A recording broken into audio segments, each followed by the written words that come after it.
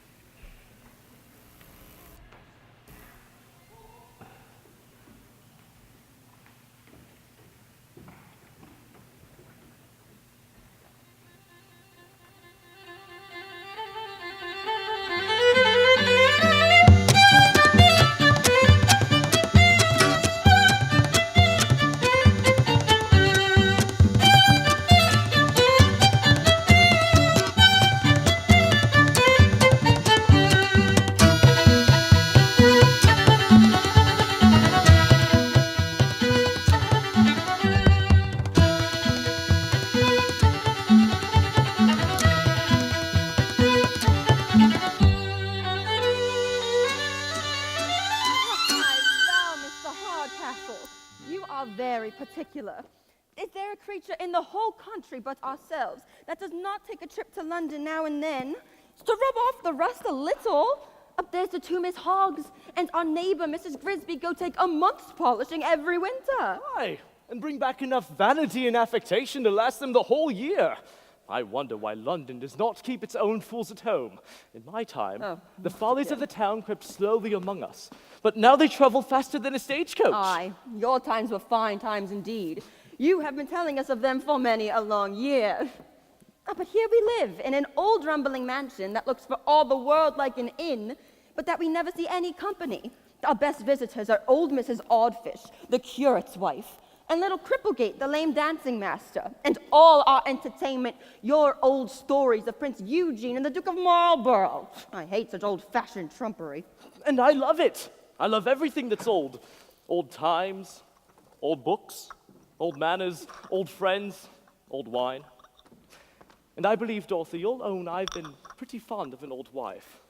Lord, Mr. Hardcastle, you're forever at your Dorothy's and your old wife's. I'm not so old as you'd make me by more than 1 good year. To add 20 and 20 and make money of that. Oh, let me see. 20 added to 20 makes just 50 and 7. It's false, Mr. Hardcastle, that I was but 20 when I was brought to bed of Tony, that I had by Mr. Lumpkin, my first husband. And he's not come to years of discretion yet. Nor of a will, I dare answer for him. Aye, you have taught him, finally. Oh, no matter. Tony Lumpkin has a good fortune, and my son is not to live by his learning.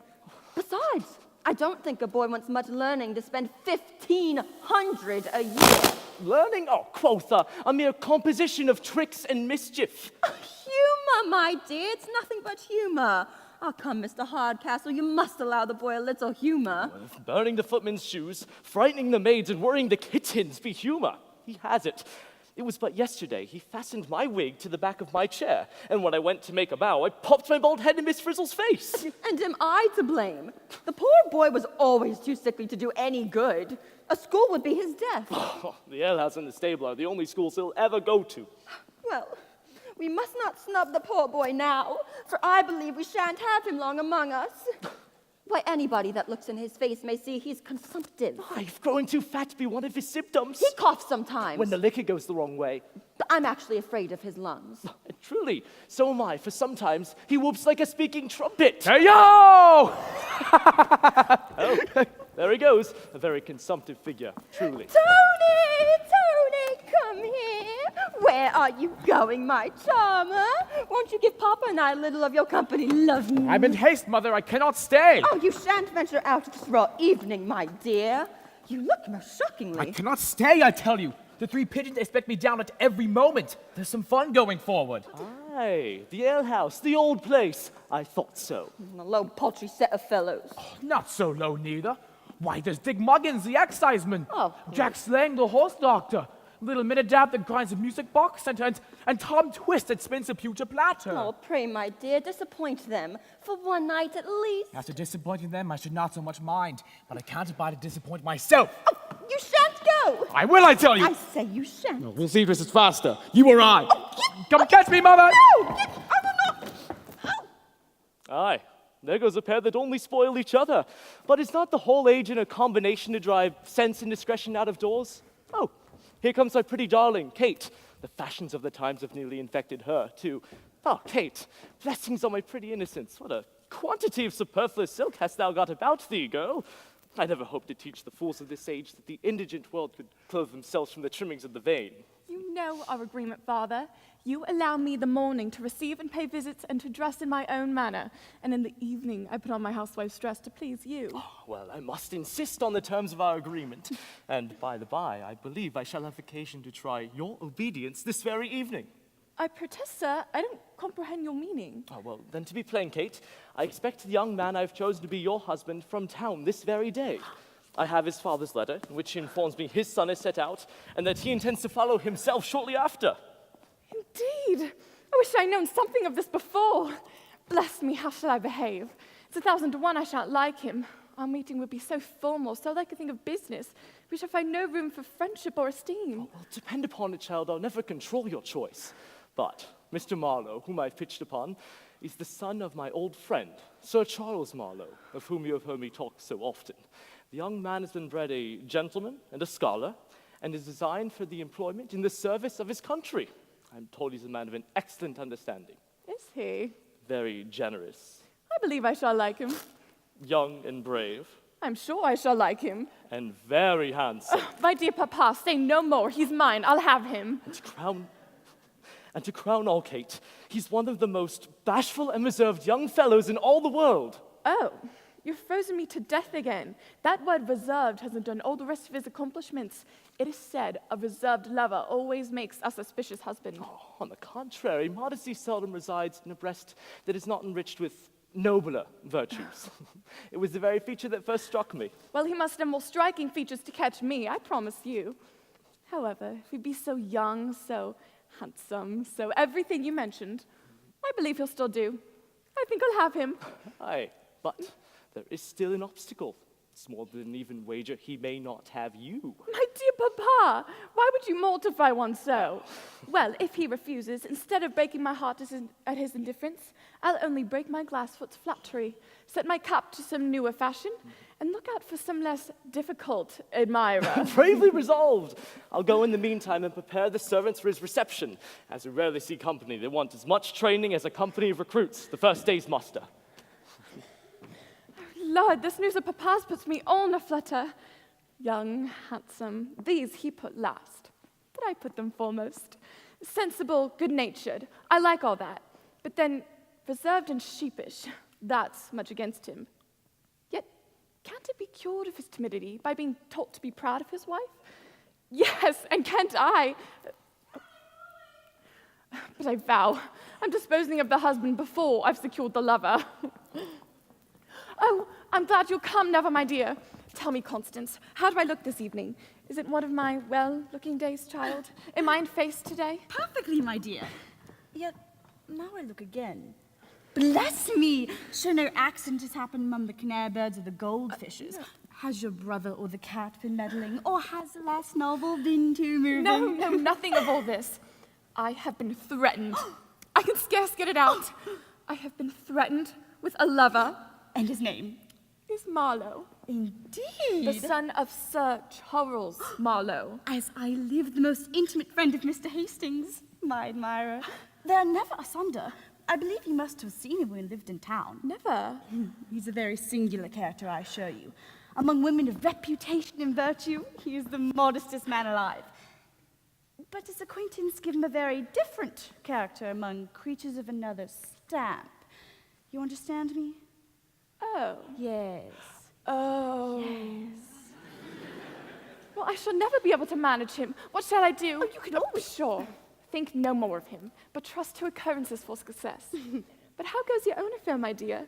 Has my mother been courting you for my brother Tony, as usual? I have just come from one of our agreeable tete-a-tetes.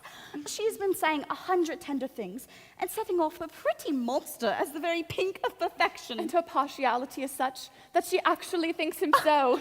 A fortune like yours is no small temptation, and as she has sole management of it, I'm not surprised to see her unwilling to let it go out of the family. A fortune like mine, which chiefly consists in jewels, is no such mighty temptation.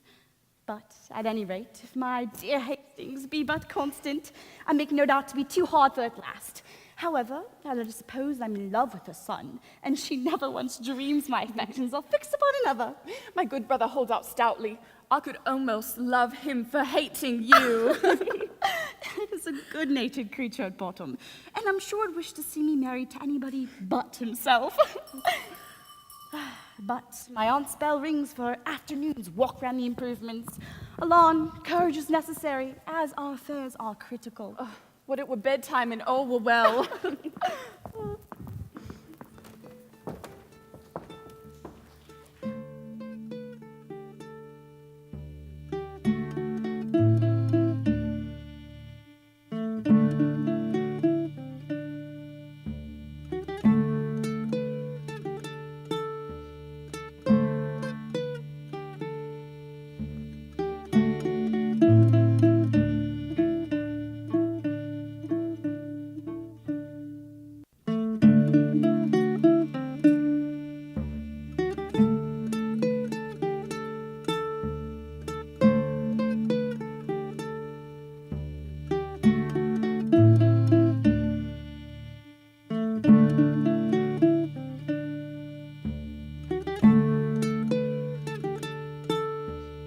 Another master slang! Ah! Tell me the reason why I am crying. The common news that long sick now dying, and if she leaves, my tears will never stop. For as a player, I cannot squeeze out one last drop. Silence for a song. Squire's gonna knock himself down with a song! Oh, then I'll sing you, gentlemen, a song made upon this alehouse. The Three Pigeons. The schoolmasters puzzle their brain with grammar and nonsense and learning. Good liquor I stoutly maintain gives genius a better discerning than brag of the heathenist gods. Their leeches, the Styxes and Stygians, the quays and the quotes and the quads. Oh, they're all but a parcel of pigeons. Toronto, Toronto, Toronto! Now. When Methodist preachers come down, preaching and drinking is sinful. I'll wager the rascals a crown. They'll always preach best with a skinful. Now when you come down with your pence, with a slice of your scurvy religion, I'll leave it to men of all sense. But you, my good friend, are a pigeon. Toronto, Toronto, Toronto! Toronto, Toronto, Toronto! Now come from the dorm about, and let us be merry and clever. Our hearts and our liquors are stout, the three jolly pigeons forever. Let some cry woodcock or hare, their buses, the ducks and the widgeons. But of all the gay birds in the air, here's to the health of the three jolly pigeons! Toronto, Toronto, Toronto! Toronto, Toronto, Toronto! Toronto, Toronto, Toronto! Oh, the boy's got some spunk in him. Oh, I love seeing him sing because he never gives us nothing that's low. To have anything that's low, I cannot bear it. A genteel thing is a genteel thing anytime. Aye, but what a pity it is, the squires are come to his own. It'd be well for all the publicans within 10 miles round of it. He called in Seward Woodmaster slang, for I'm sure what it was to keep choice of company. Oh, he takes after his own father for that one. Aye, to be sure, old Squire Lumpkin was the finest gentleman I ever did set my eyes upon. It was a saying in the place that he kept the best horses, dogs, And girls. In the whole county. To the squire! To the squire! Hey, God, gentlemen, now, when I'm of age, I'll be no skinflint, I promise you. I've been thinking of Bet Bouncer and the miller's gray mare to begin with.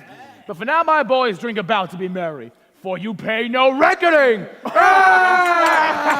Young squire, what is it, Stingo? There be two gentlemen in a post-chase by the door. They lost their way upon the forest, and they're talking something of a Mr. Hardcastle. Mr. Hardcastle? Oh, as sure as can be. One of them must be down here to court my sister. Do they seem to be Londoners? I believe they may. They look woundily like Frenchmen. Well, then desire them to step this way, and I'll set them right in a twinkling. Father-in-law has been calling me whelp and hound this past half year. Now, if I pleased, I could be so revenged upon the old Grumble-Tony. And yet, I'm afraid. Afraid of what? I shall soon be worth 1,500 a year. Let him frighten me out of that if he can. Gentlemen. Thank you, sir. Thank you, sir. What a tedious, uncomfortable day have we had of it. We were told it was but 40 miles across the country, and we've come above 60. And all, Marlowe, from that unaccountable reserve of yours that would not let us inquire more frequently upon the way. I own, Hastings, I am unwilling to lay myself under an obligation to everyone I meet, and stand the chance of an unmannerly answer. At present, however, we are not likely of any answer. Sir. Thank you. Thank you. No offense, gentlemen, but I heard you were inquiring for one Mr. Hardcastle in these parts. Do you know what part of the country you're in? Not in the least, sir, but should thank you for information. Nor the road from whence you came? No, sir, but if you can inform us my of the way... gentlemen! If you know neither where you are, nor where you're going, nor the road from whence you came, the first thing I have to tell you is, you've lost your way. You wanted no ghost to tell us that. And pray, gentlemen, may I be so bold as to ask the place from whence you came? That's not necessary towards directing us where we are to go. No offense, sirs, but question for question is all fair, you know. Now, is this Mr. Hardcastle not a cross-grained, old-fashioned, whimsical fellow with an ugly face, a talkative daughter, and a pretty son? We have not met the gentleman, but he has the family you mentioned. The daughter, a tall, traipsing, trolloping, talkative maypole. The son, a pretty, well-bred, agreeable youth who everybody is fond of. Our information differs in this. The daughter is said to be well-bred and beautiful.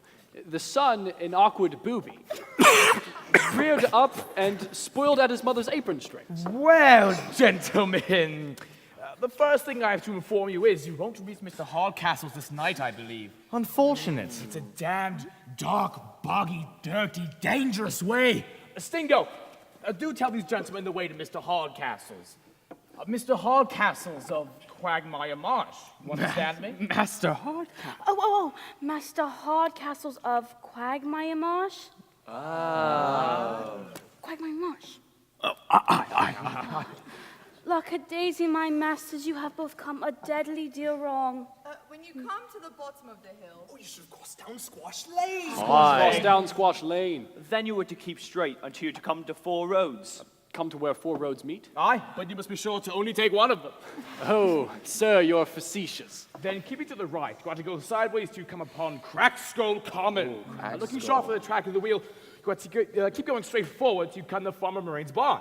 Now, coming to the farmer's barn, you are to go to the right, then to the left, then to the right, and again till you come upon the old mill. Man, we could have soon found out the longitude. What's to be done, Marlowe?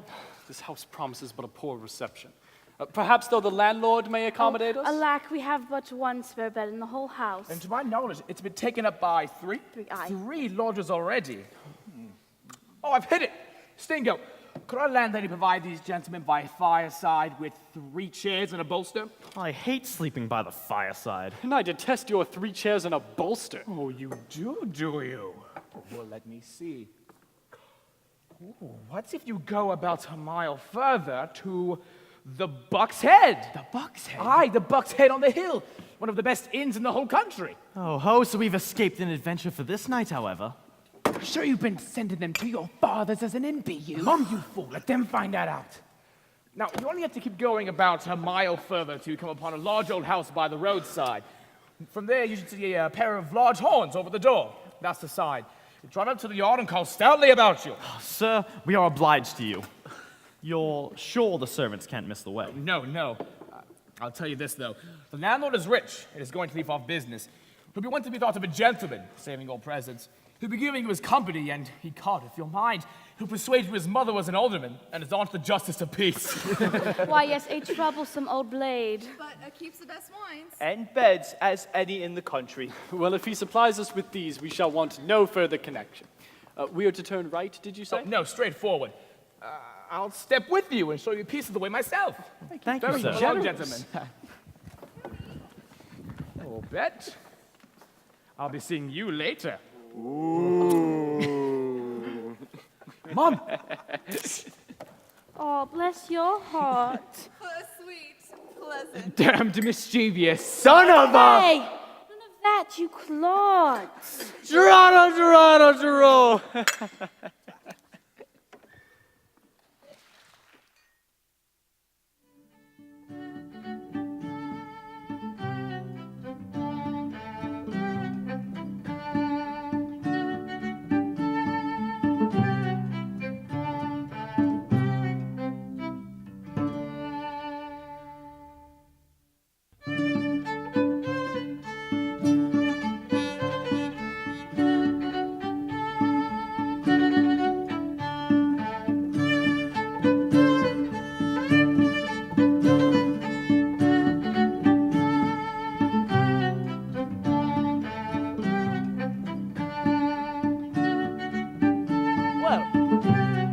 Perfect in your table exercise I've been teaching you these last 3 days.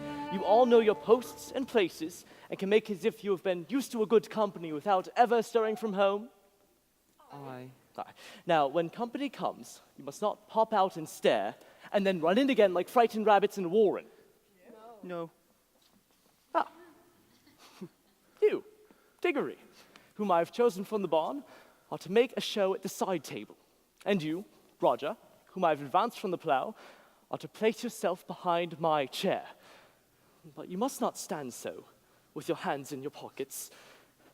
Take your hands from your pockets, Roger. Oh, and from your head, you blockhead, you. Now see how Diggory carries his hands? They're a little stiff indeed, but that's no great matter. Aye, mind how I hold them. I learned to hold my hands this way when I was upon drill for the militia. And so being upon drill... Diggory, you must not be so talkative. You must be all attention for the guests. You must hear us talk and not think of talking. You must see us drink and not think of drinking. You must see us eat and not think of eating. Oh, now, by the Lord, your worship, that's perfectly impossible. Whenever Diggory sees ye eating going forth, ecod, he's wishing for a mouthful himself. Blockhead! Is not a bellyful in the kitchen as good as a bellyful in the parlor? Now, stay your stomach without reflection. Now, Roger... God, I thank your worship. I'll make a shift to stay my stomach with a slice of cold beef in the pantry. Diggory, you are too talkative. Oh, sorry. Oh, sorry. Sorry! Now, if I happen to say a good thing or tell a funny story at the table, you must not all burst out a-laughing as if you made part of the company. Oh, then, God, your worship must now tell the story of old grouse in the gun room. I can't help laughing at that one for the soul of me. We've been laughing at that one for 20 years. Remember that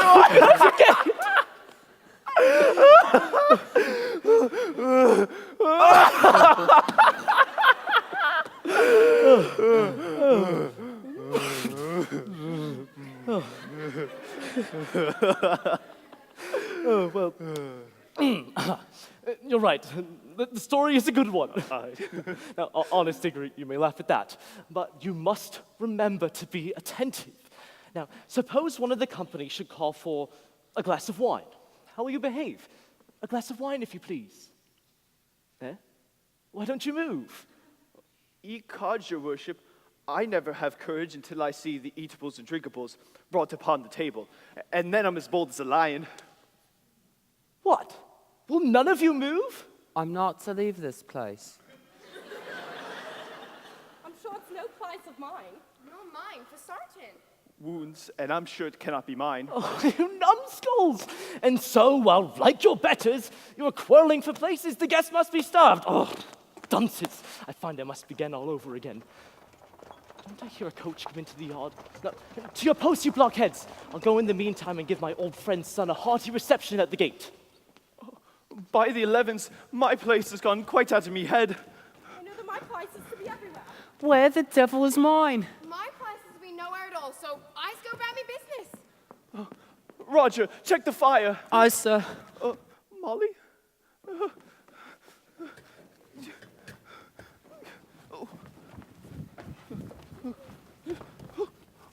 Welcome, gentlemen. Welcome. Right this way. Thank you. Thank you. Thank you. After the disappointments of the day, welcome once more, Charles, to the comforts of a clean room. Oh, and a good fire. Upon my word, a very well-looking house. Antique, but creditable. The usual fate of a large mansion. Having first ruined its master by good housekeeping, it at last comes to levy contributions as an inn. As you say, we passengers ought to be taxed for all these fineries. I've often seen a good sideboard or a marble chimney-piece, though not actually put in the bill, inflame a reckoning confoundedly. Travelers, George, must pay in all places. The only difference is that in good inns you pay dearly for luxuries, and in bad inns you're fleeced and starved. You have lived very much among them. In truth, I have often been surprised that you, who have seen so much of the world with your natural good sense and many opportunities, could not yet acquire a requisite share of assurance. The Englishman's malady. But tell me, George, where could I have learned that assurance you speak of? My life has been chiefly spent away in a college or an inn, in seclusion from that lovely part of creation that chiefly teaches men confidence. In fact, I don't know that I was ever familiarly acquainted with a single modest woman, except my mother. But among females of another class, you know. Aye, among them you are impudent enough of all conscience. They are of us, you know. But among women of reputation, I never saw such an idiot, such a trembler. You look for all the world as if you wanted an opportunity of stealing out of the room. Why, man, that's because I do want to steal out of the room. Faith, I've often set a resolution to break the ice and rattle away at any rate, but I don't know how. A single glance from a pair of fine eyes has completely overset my resolution. An impudent fellow may counterfeit modesty, but I will be hanged if a modest man could ever counterfeit impudence. If you could but say half the fine things to them I've heard you lavish upon the barmaid of an inn, or even a college Why, bed George, maker. I can't say fine things to them. They freeze, they petrify me. They may talk of a comet or a burning mountain or some such bagatelle, but to me, a modest woman dressed out in all her finery is the most tremendous object of the whole creation. At this rate, man, how can you ever expect to marry? Never. Unless if, as among kings and princes, my bride were to be courted by proxy. If indeed, like an Eastern bridegroom, one were to be introduced to a wife he never met before, it might be endured. But to go through all the terrors of a formal courtship, together with its episodes of aunts, grandmothers, and cousins, and at last to blurt out that broad, staring question of, "Madam, will you marry me?" No, that's a strain much above me, I assure you. I pity you. But how do you intend behaving to the lady you are come down to visit at the request of your father? As I behave to all other ladies, bow very low, answer yes or no to all her demands, but as for the rest, I don't think I shall venture to look in her face till I see my father's again. I'm surprised that one who is so warm a friend can be so cool a lover. Well, to be explicit with you, my dear Hastings, my chief inducement down was to be instrumental in forwarding your happiness, not my own. Miss Neville loves you.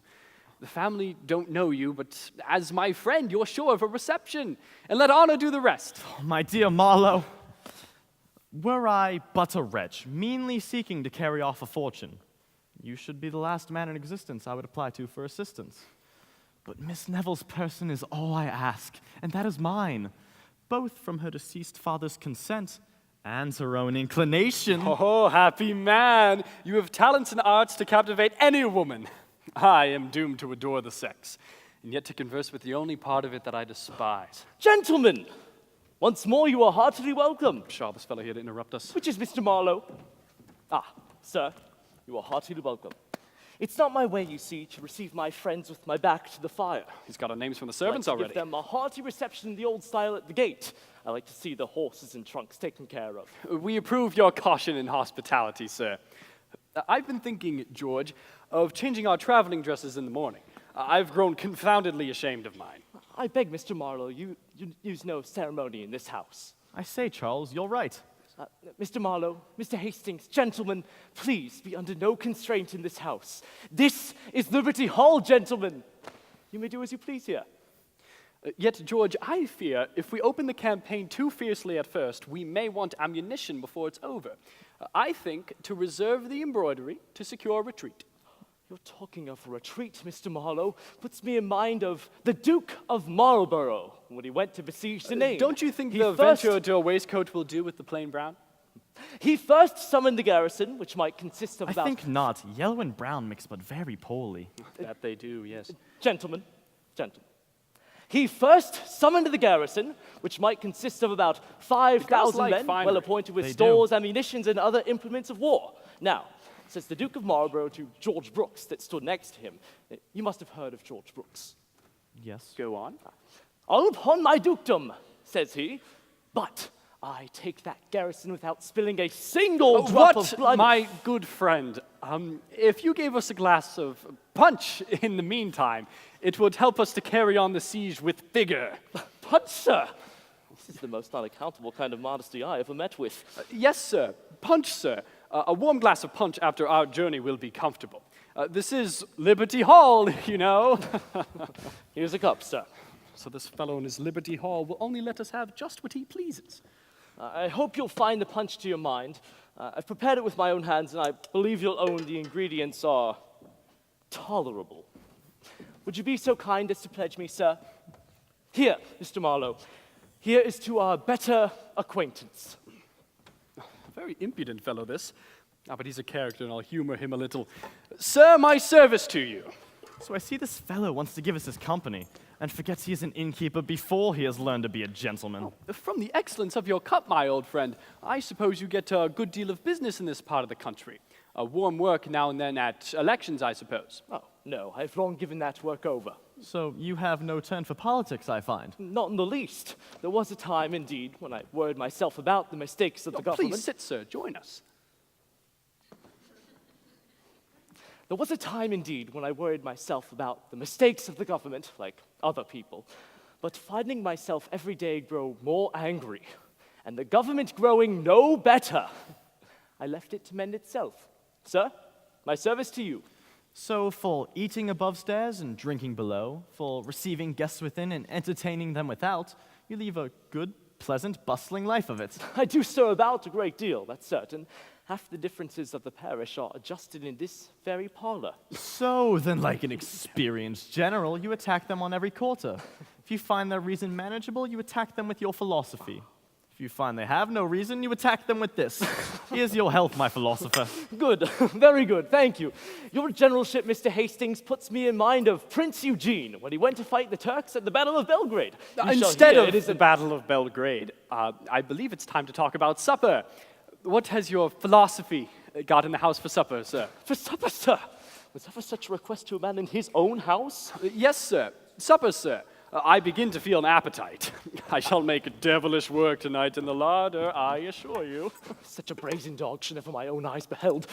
Well, sir, as for supper, sir, I can't well tell. My Dorothy and the cookmaid settle these things between them. I leave these things entirely to them. You do you? Entirely. And by the by, I believe they are in actual consultation about what's for supper this moment in the kitchen. Oh, then I beg they'll admit me as one of their privy council. It's a way I've got. When I travel, I always choose to regulate my own supper. Let the cook be called. No offense, I hope, sir. Oh, none. And yet, I don't know how. Bridget, the cookmaid, is not very communicative upon these occasions, and should we send for her, she might scold us all out of the house. Let us see the list of the larder, then. I ask as a favor. I always match my appetite to my bill of fare. Sir, he's very right, and it's my way too. Well, sir, you have a right to command here. Here, Roger. Bring us the bill of fare for tonight's supper. I believe it's drawn out. Your manner, Mr. Hastings, puts me in mind of my uncle, Colonel Wallop. It was a saying of his that no man was sure of his supper until he had eaten it.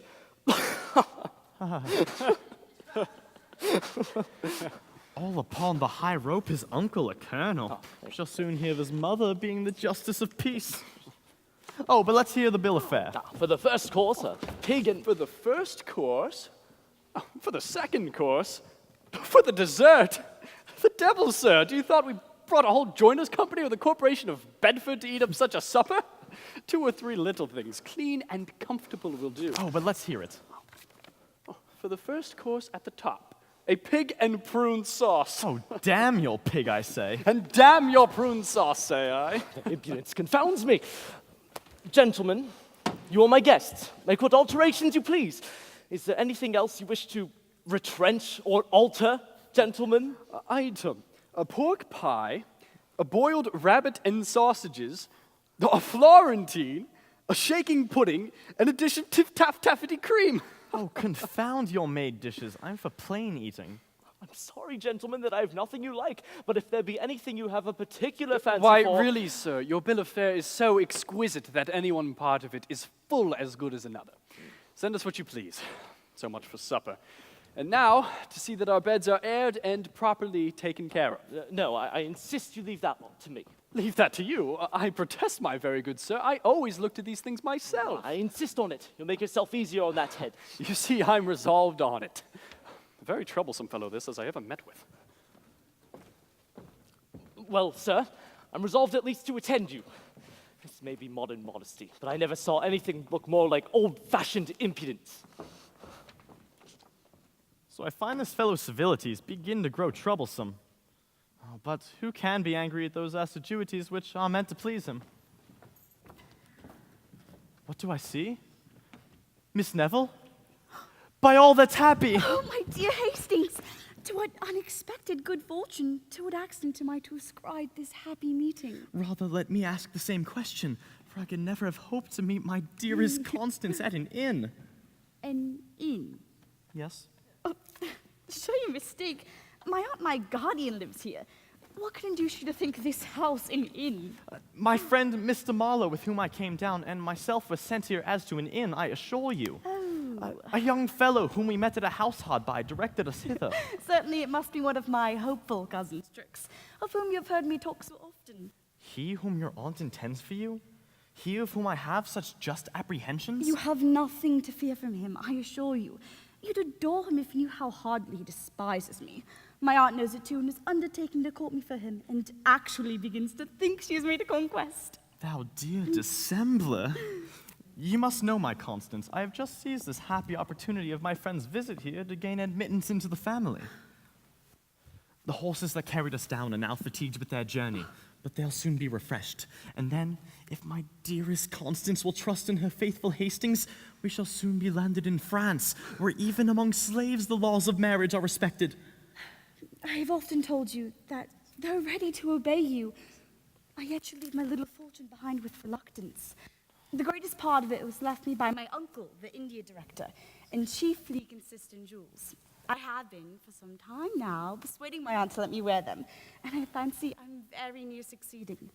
The instant they are put in my possession, you shall find me ready to make them and myself yours. Oh, perish the baubles, your person is all I desire.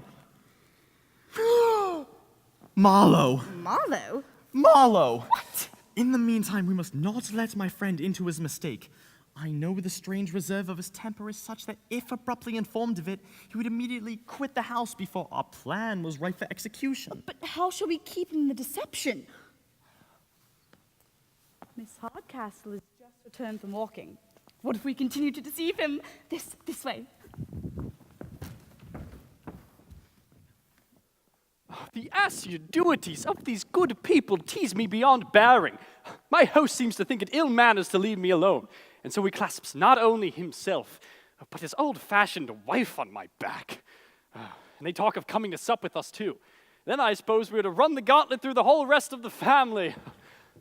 What do we have here? Let me congratulate you, Charles. The most fortunate accident. Who do you think has just alighted? Cannot guess. Our mistress's boy, Miss Hardcastle, and Miss Neville. Oh, allow me to introduce Miss Constance Neville to your acquaintance. Happening to dine in the neighborhood, they called in their return to take fresh horses here. Miss Hardcastle has just stepped into the next room. We'll be back in an instant. I'll go and apprise of your presence. Oh, isn't it lucky, eh? I've been mortified enough of all conscience, and here comes something to complete my embarrassment. Oh, but wasn't it the most fortunate thing in the world? Oh, yes. Very fortunate. A most joyous encounter.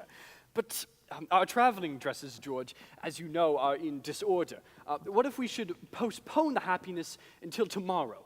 Yes, tomorrow at her own house. It'll be every bit as convenient and rather more respectful. No, not at all. Yes, tomorrow. Let it be. Oh, by no means, sir.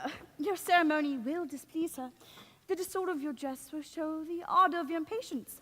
Besides, she knows you in the house and will permit you to see her. Oh, the devil, how shall I support it? Hastings, you must not go. You're to assist me, you know. Courage, man. I shall be confoundedly ridiculous. Charles. Yet hang it. I'll take courage. Pshaw, man, 'tis but the first plunge and then all's over. She's but a woman, you know. And of all women, she that I dread most to encounter. Oh. Kate! Miss Neville, Mr. Marlowe. I'm proud of bringing two persons of such merit together that only wish to know to esteem each other. Now for meeting my modest gentleman with a demure face and quite in his own manner. I'm glad for your safe arrival, sir. I heard you had some accidents, by the way. Only a few, madam. Yes, we had some. Yes, madam, a good many accidents, madam, and should be sorry, or rather glad, of any accidents that are so agreeably concluded. Never spoke so well in your whole life. Keep it up, and I'll ensure you the victory. I'm afraid you flatter, sir. You that have seen so much of the finest company can find little entertainment in an obscure corner of the country. I have lived indeed in the world, madam, but I have kept very little company.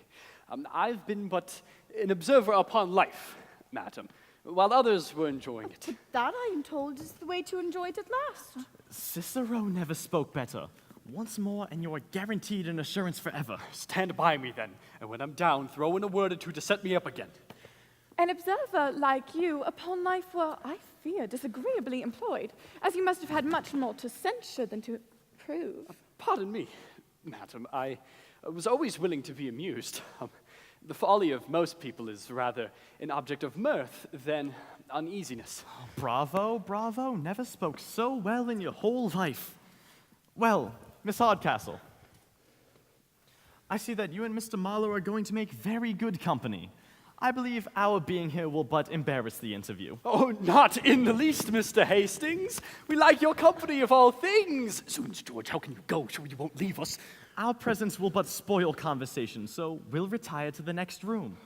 You don't suppose, man, that we are to manage a little tete-a-tete of our own?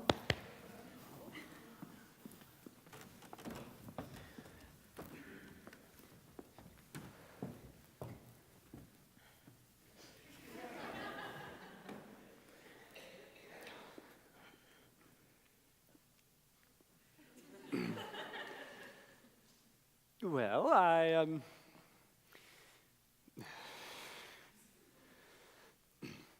But you have not been wholly an observer, I presume, sir. The ladies, I should hope, have employed some part of your addresses. Pardon me, madam. I as yet have studied only to deserve them.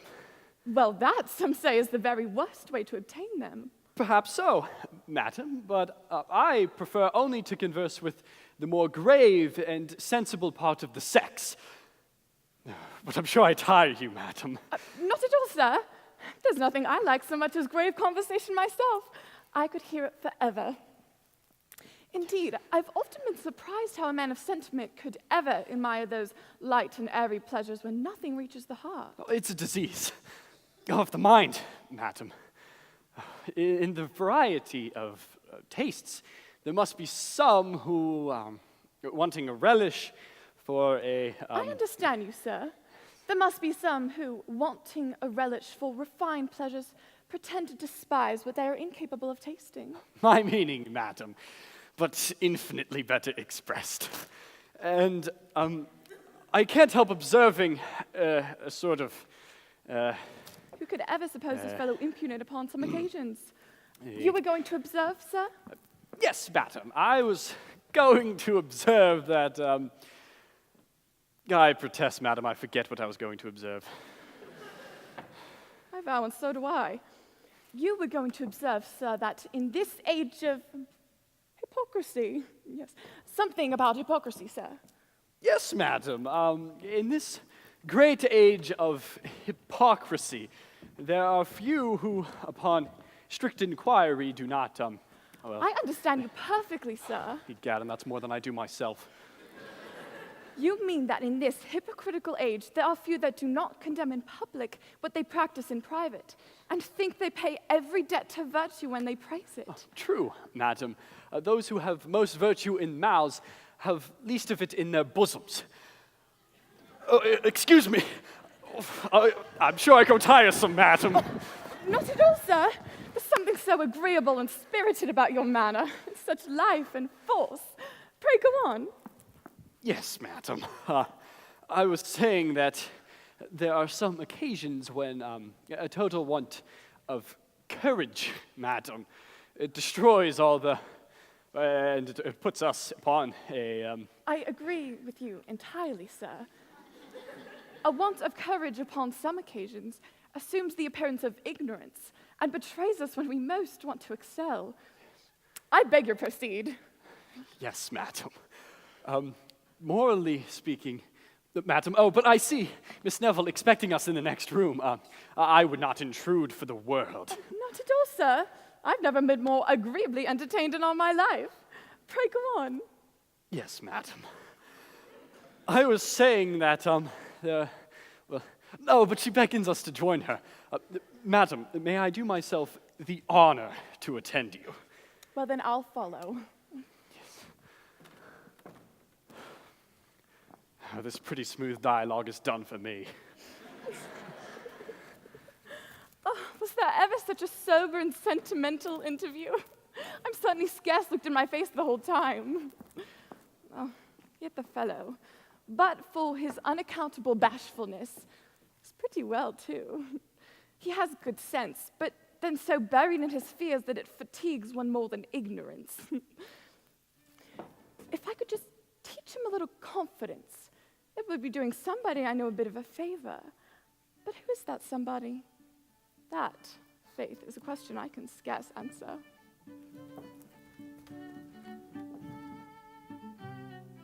You follow me for, Cousin Con. I want you not to shame to be so very engaging. I hope, cousin, one may speak to one's own relations and not be to blame. Yes, but I know what sort of relation you want to make me, and it won't do.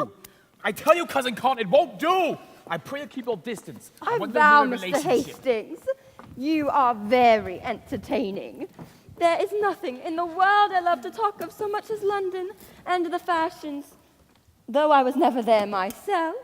Never there? You amaze me. Oh, sir, you're only pleased to say so. We country persons have no manner at all. All I can do is enjoy London at second hand. But I'm in love with the town, and that serves to raise me above some of our neighboring rustics. Of course. Oh, but I take care to know every tete-a-tete and have the fashions as they come out. From a letter from the two Miss Ricketts of Crooked Lane. Pray, Mr. Hastings, how do you like my head this evening? Very elegant and dégagé, I do say, madam. Your friseur is a Frenchman, I suppose. I protest. I dressed it myself from a print in the ladies' memorandum book for the last year. Indeed. But what signifies my dressing when I have such a piece of antiquity by my side as Mr. Hardcastle? all I can say will never argue down a single button from his clothes. You know, I have often wanted him to throw off his great flaxen wig, and where he was bald to plaster it over, like my Lord Pateley, with powder. You are right, for as among the women there are none ugly, among the men there are none old. But what do you think his answer was? Why, with his usual Gothic vivacity, he said I only wanted him to throw off his wig to convert it into a tux for my own wearing. Intolerable. At your age you must wear what you please, and it will become you. Oh, pray, Mr. Hastings, what do you take to be the most fashionable age about town? In the past, 40 has been all the mode. But I hear the ladies intend on bringing up 50 for the ensuing winter.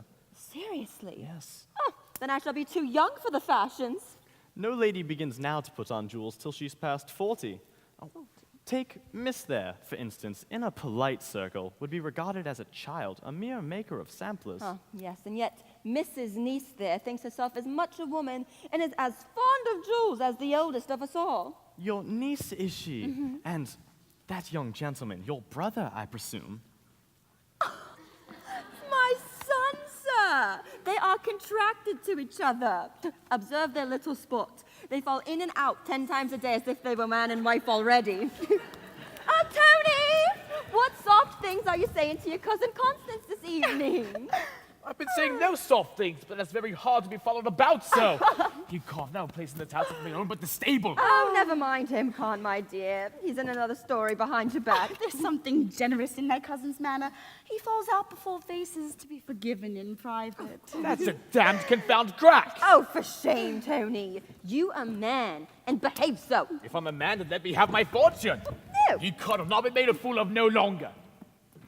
Is this ungrateful boy all I am to get for the pains I have taken in your education? Oh. I, that have rocked you in your cradle, and fed that pretty mouth with a spoon, and did not I work that waistcoat to make you genteel? And did not I prescribe for you every day, and weep while the receipt was operating? Oh, you had reason to weep. You've been dosing me since the day I was born. I've not been made a fool of no longer. Wasn't it all for your good, you viper? Wasn't it all for your good? I wish you'd leave me and my good alone then. Numbing me while I'm in good spirits. Oh, was ever the like.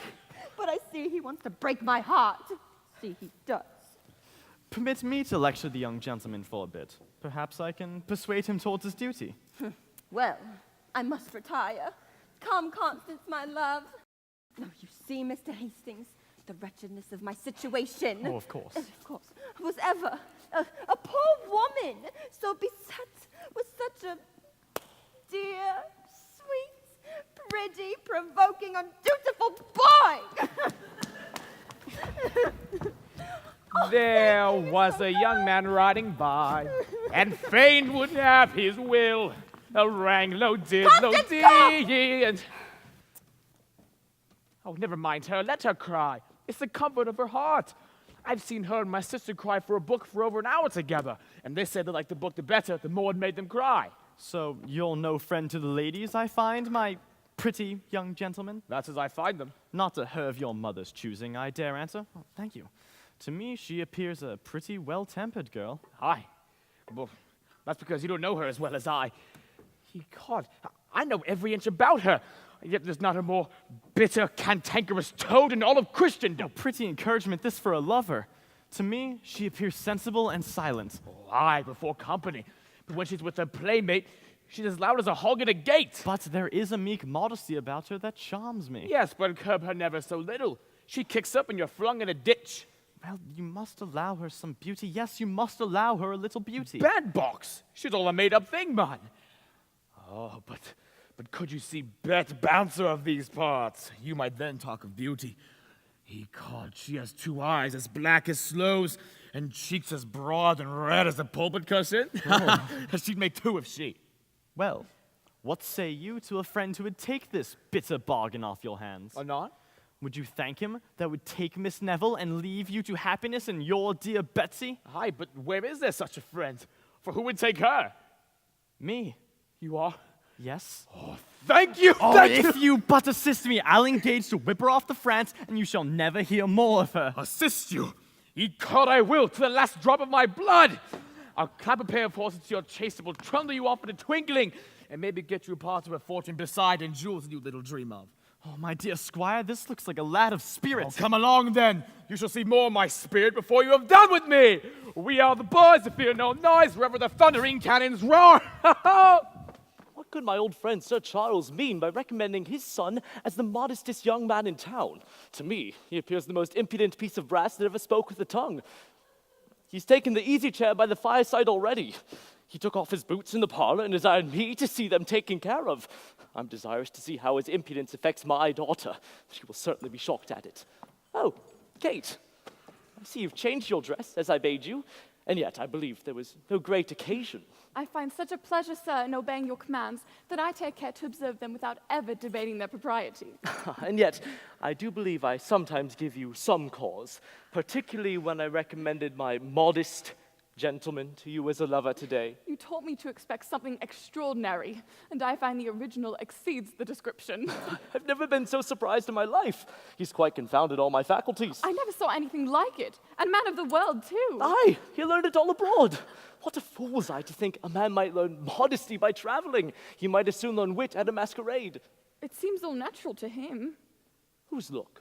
Whose manner, child? Mr. Marlowe's. His timidity struck me at first sight. Then your first sight deceived you, for I think him one of the most brazen first sights that ever astonished my senses. Sure, sir, you rally.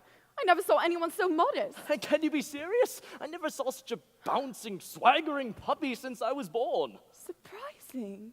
He met me with a respectful bow, a stammering voice, and a look fixed on the ground. Oh, he met me with a loud voice, a lonely air, and a familiarity that made my blood freeze again. He treated me with diffidence and respect, censured the manners of the age, admired the prudence of girls that never laughed, tired me with apologies for being tiresome, then left the room with a bow and, "Madam, I would not for the world detain you." He talked to me as if he had known me all his life before, asked me 20 questions and never waited for an answer. When I was in my best story about the Duke of Marlborough and Prince Eugene, he asked me if I had not a good hand at making punch. Yes, Kate, he asked your father if he was a maker of punch. Sure, sir, one of us must be mistaken. Oh, well, if he be what he has shown himself, I'm determined he shall never have my consent. And if he be the southern thing I take him for, he shall never have mine. And one thing then, we are agreed, to reject him. Yes, but upon conditions. For if you should find him less impudent, and I more presuming, and if you should find him more respectful, and I more impertinent, well, I don't know. The fellow is well enough for a man. If we should find him so. But that's impossible. The first appearance has done my business. I'm seldom deceived in that. Yet there may be many good qualities under that first appearance. Aye, when a girl likes a fellow's outside, she sets about guessing the rest of his furniture. With her, a smooth face stands for good sense, a genteel figure for every virtue. I hope, sir, a conversation begun with a compliment to my good sense will not end with a sneer at my understanding. Oh, well, pardon me, Kate, but if young Mr. Brazen can somehow learn the art of reconciling contradictions, he may please us both, perhaps. Well, as one of us must be mistaken, what if we go on to make further discoveries? Agreed. But depend on I'm in the right. And depend on I'm not much in the wrong.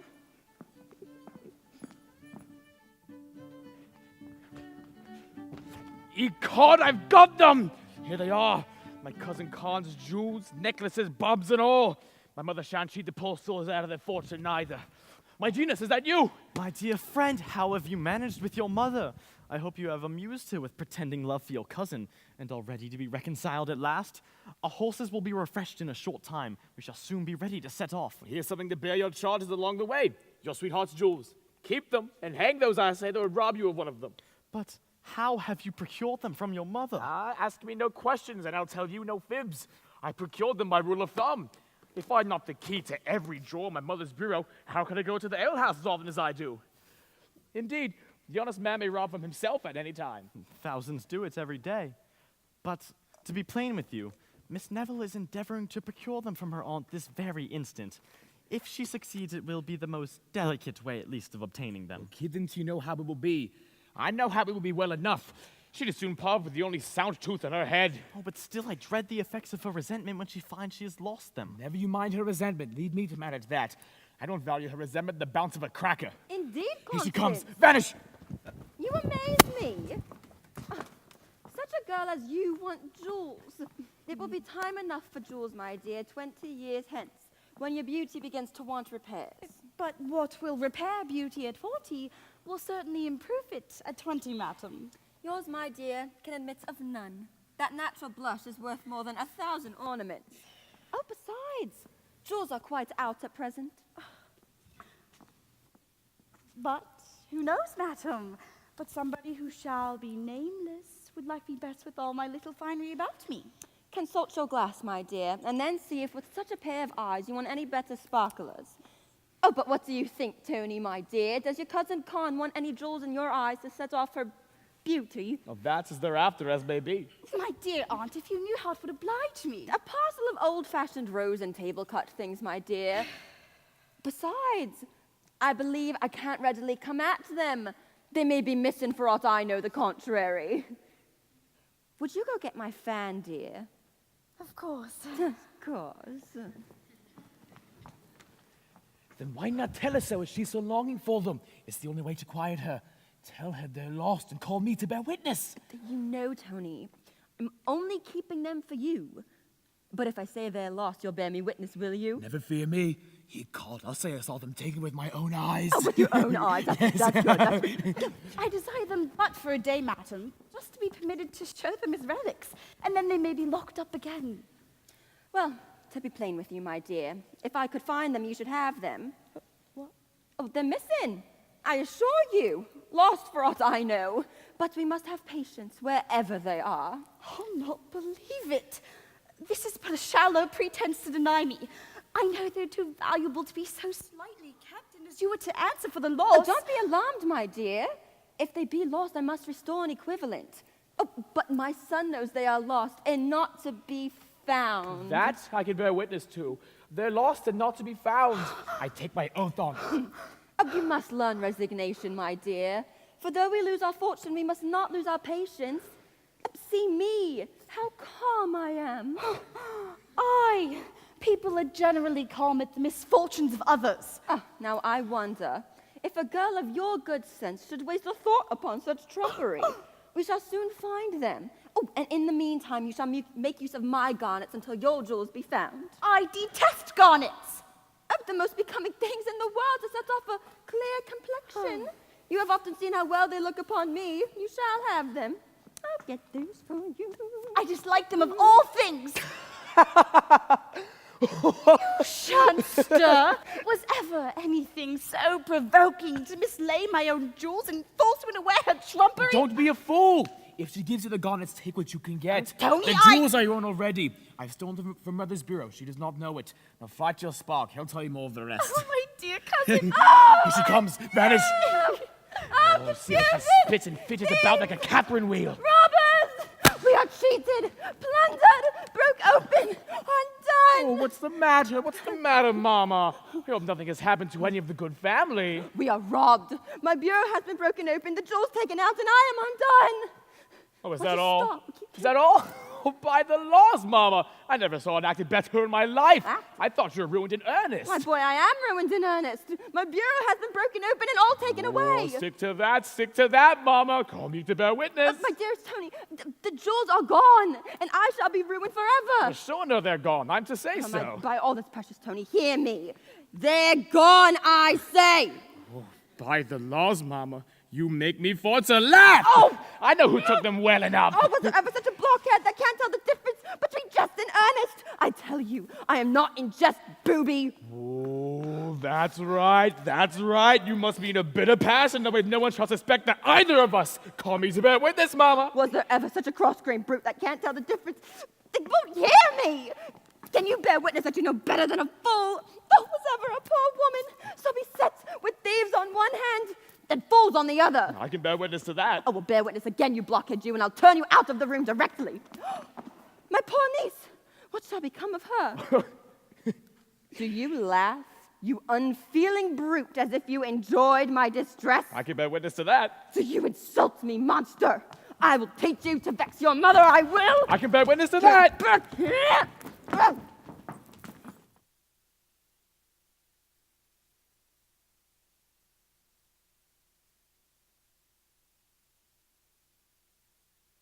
impudence. But what is more, madam, the young gentleman, as you passed by in your present dress, asked me if you were the barmaid.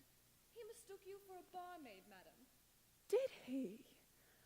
Then as I live, I'm resolved to keep up the delusion. Tell me, Jane, what do you think of my present dress? Don't you think I look something like Cherry from Libbo's stratagem? It is the dress, madam, that every lady wears in the country, except for when she visits or receives company. But you're sure he does not remember my face or person? Certain of it. I vow I thought so. For though we spoke for some time together, yet his fears were such that he never once looked up during the interview. Indeed, if he had, my bonnet would have kept him from seeing me. What can you hope to gain from keeping him in his mistake? Well, in the first place, I shall be seen. And that's no small advantage to a girl who brings the face to market. And I shall perhaps make an acquaintance. And that's no small victory gained over one who... But my chief aim... But off his guard like an invisible... I offer to combat. But are you sure you can act your part and disguise your voice, so that he may mistake that as he has already mistaken your person? Never fear me. I think I've got the true Barcart. Did you call, sir? Did your honor call? Would you be wanting anything, sir? It will do. Out of the house. Oh, I have scarce a moment's repose. If I go to the best room, there I find my host and his story. Oh, if I fly to the gallery, there we find my hostess and her curtsy down to the ground. Oh, I've at last got a moment to myself, however. And now for recollection. Did you call, sir? As for Miss Hardcastle, she's too grave and sentimental for me. Did your honor call? No, child. Besides, from the glimpse I had of her, I think she squints. I'm sure, sir. I heard the bell ring. No. I've pleased my father, however, by coming down, and I'll tomorrow please myself by returning. Perhaps the other gentleman called, sir? I tell you no. I should be glad to know, sir. No, I tell you I... Oh. Yes, my dear. I think I did call. I wanted... I vow, child, you're vastly handsome. Oh, la, sir. You make one ashamed. Never saw a more sprightly, malicious eye. Yes, my dear, I did call. Have you got any of your, what do you call it in the house? Oh, sir. We've been out of that these 10 days. Then suppose I should call for a taste then. Ooh, just by way of trial. Of the nectar of your lips. Perhaps I may be disappointed in that too? Nectar? Nectar. That's a liquor there's no call for in these parts. French, I suppose. We sell no French wines here, sir. Of true English growth, I assure you. Then it's odd I should not know it. We brew all sorts of wines in this house, and I have lived here these 18 years. 18 years? Why, one would think, child, you kept the bar before you were born. How old are you? Oh, sir, I must not tell my age. They say women and music should never be dated. Well, to guess from this distance, you can't be much above 40? Yet, nearer, I don't think so much. By getting closer to some women, they look even younger. But when we get very close indeed... Pray, sir, keep your distance. One would think you want to know one's age as they do horses, by mark of mouth. I protest, my child, you use me extremely ill. By keeping me at this distance, how is it possible you and I can ever be acquainted? And who wants to be acquainted with you? I want no such acquaintance, not I. I'm sure you did not treat Miss Hardcastle, who was here a while ago, in this obstropolous manner. I'll warrant me before her you looked dashed, and kept bowing to the ground as if you were talking, for all the world, as if you were before a justice of peace. Egad, she said it sure enough. In awe of her child? No. A mere awkward, squinting thing, no. I find you don't know me. I laughed and rallied her a little, but I was unwilling to be too severe. No, I could not be too severe, curse me. Oh, then, sir, you are a favorite, I find, among the ladies. Yes, a great favorite. Yet, hang me, I don't see what they find in me to follow. At the ladies' club in town, they call me their agreeable rattle. Rattle, my dear, is not my real name, but one I'm known by. My real name is Solomons. Yes, Mr. Solomons, my dear, at your service. Hold, sir. You are introducing me to your club, not to yourself. And you're so great a favorite there, you say? Yes, my dear. Then it's a very merry place, I suppose. As merry as cards, supper, wine, and old women can make us. And their agreeable rattle. I don't quite like this wench. She seems knowing, methinks. You laugh, child. I can't but laugh to think of what time they all have for minding the work of their families. All's well she don't laugh at me. Do you ever work, my dear? Aye, sure. There's not a screen or quilt in this whole house but can bear witness to that. Oh, so. Then you must show me your embroidery. I embroider and draw patterns myself a little. If you want to judge of your work, you must apply to me. Aye, but the colors do not look well by candlelight. You shall see all in the morning. And why not now, my pretty angel? Such beauty fires beyond the power of resistance. Mr. Marlowe? Pshaw, the innkeeper here. My old luck.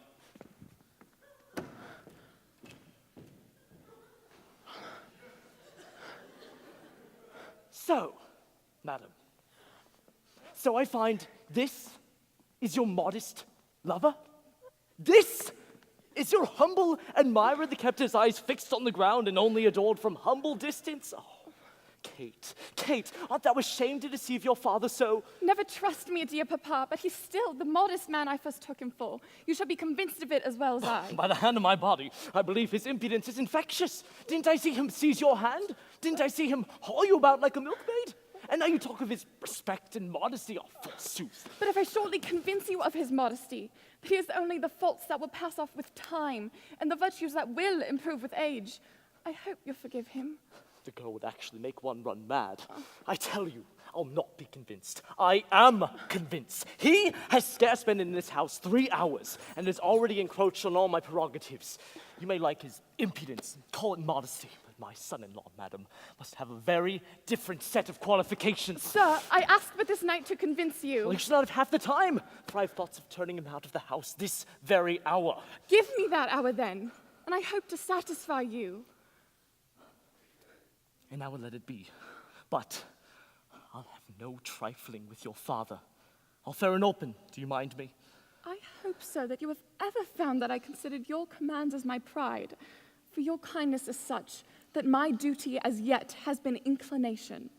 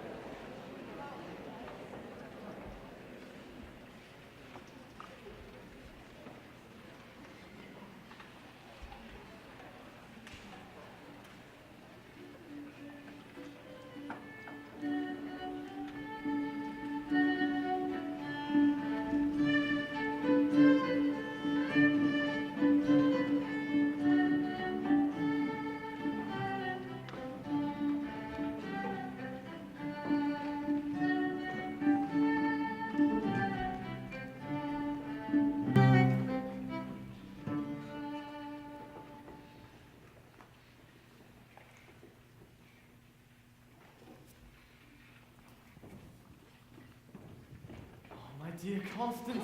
Dear Hastings, Sir Charles Marlowe is expected here this very night. Sir Charles Marlowe? Yes. You surprise me. Coming here tonight? Where have you had your information? You may depend upon it. I just saw his letter to Mr. Hardcastle, in which he tells him he intends setting out a few hours after his son. Then, my Constance, all must be completed before he arrives. Why? He knows me, and should he find me here, would reveal my name and perhaps my intentions to the rest of the family. The jewels, I hope, are safe? Yes, I have sent them to Marlowe, who holds the keys to our luggage. In the meantime, I'll go and prepare matters for our elopement. I have had the squire's promise of a fresh pair of horses, and should I not see him again, we'll write him further directions. Well, success attends you. In the meantime, I'll go and amuse my aunt with the old pretense of a violent passion for my cousin. I wonder what Hastings could mean by sending me so valuable a thing as a casket to keep for him, when he knows the only place I have for it is the seat of a postcoach at an inn door. Just the man I wanted to see. Have you deposited the casket with the landlady as I ordered you? Yes, Your Honor. Have you put it into her own hands? Yes. And she said she'd keep it safe, did she? She said she'd keep him safe enough. She had asked me how I came upon it. She said she had a great mind to make me give an account of myself.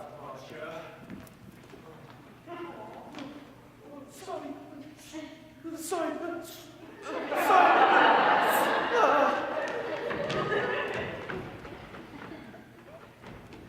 Thank you. Oh, you forgot something.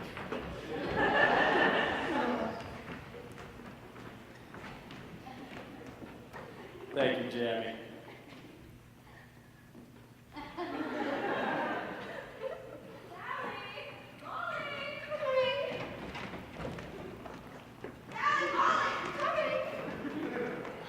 What an unaccountable set of beings have we got here amongst. This little barmaid, though, runs through my head most strangely and drives out all the absurdities of the rest of the family. Oh, bless me. I quite forgot to tell her I intend to prepare at the bottom of the garden.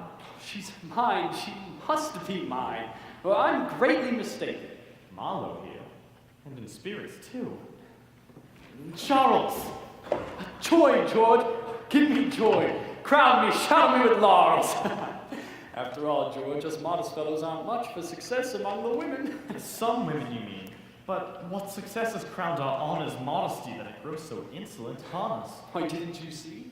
The tempting, brisk, lovely little thing that runs about the house with a bunch of keys to its girt.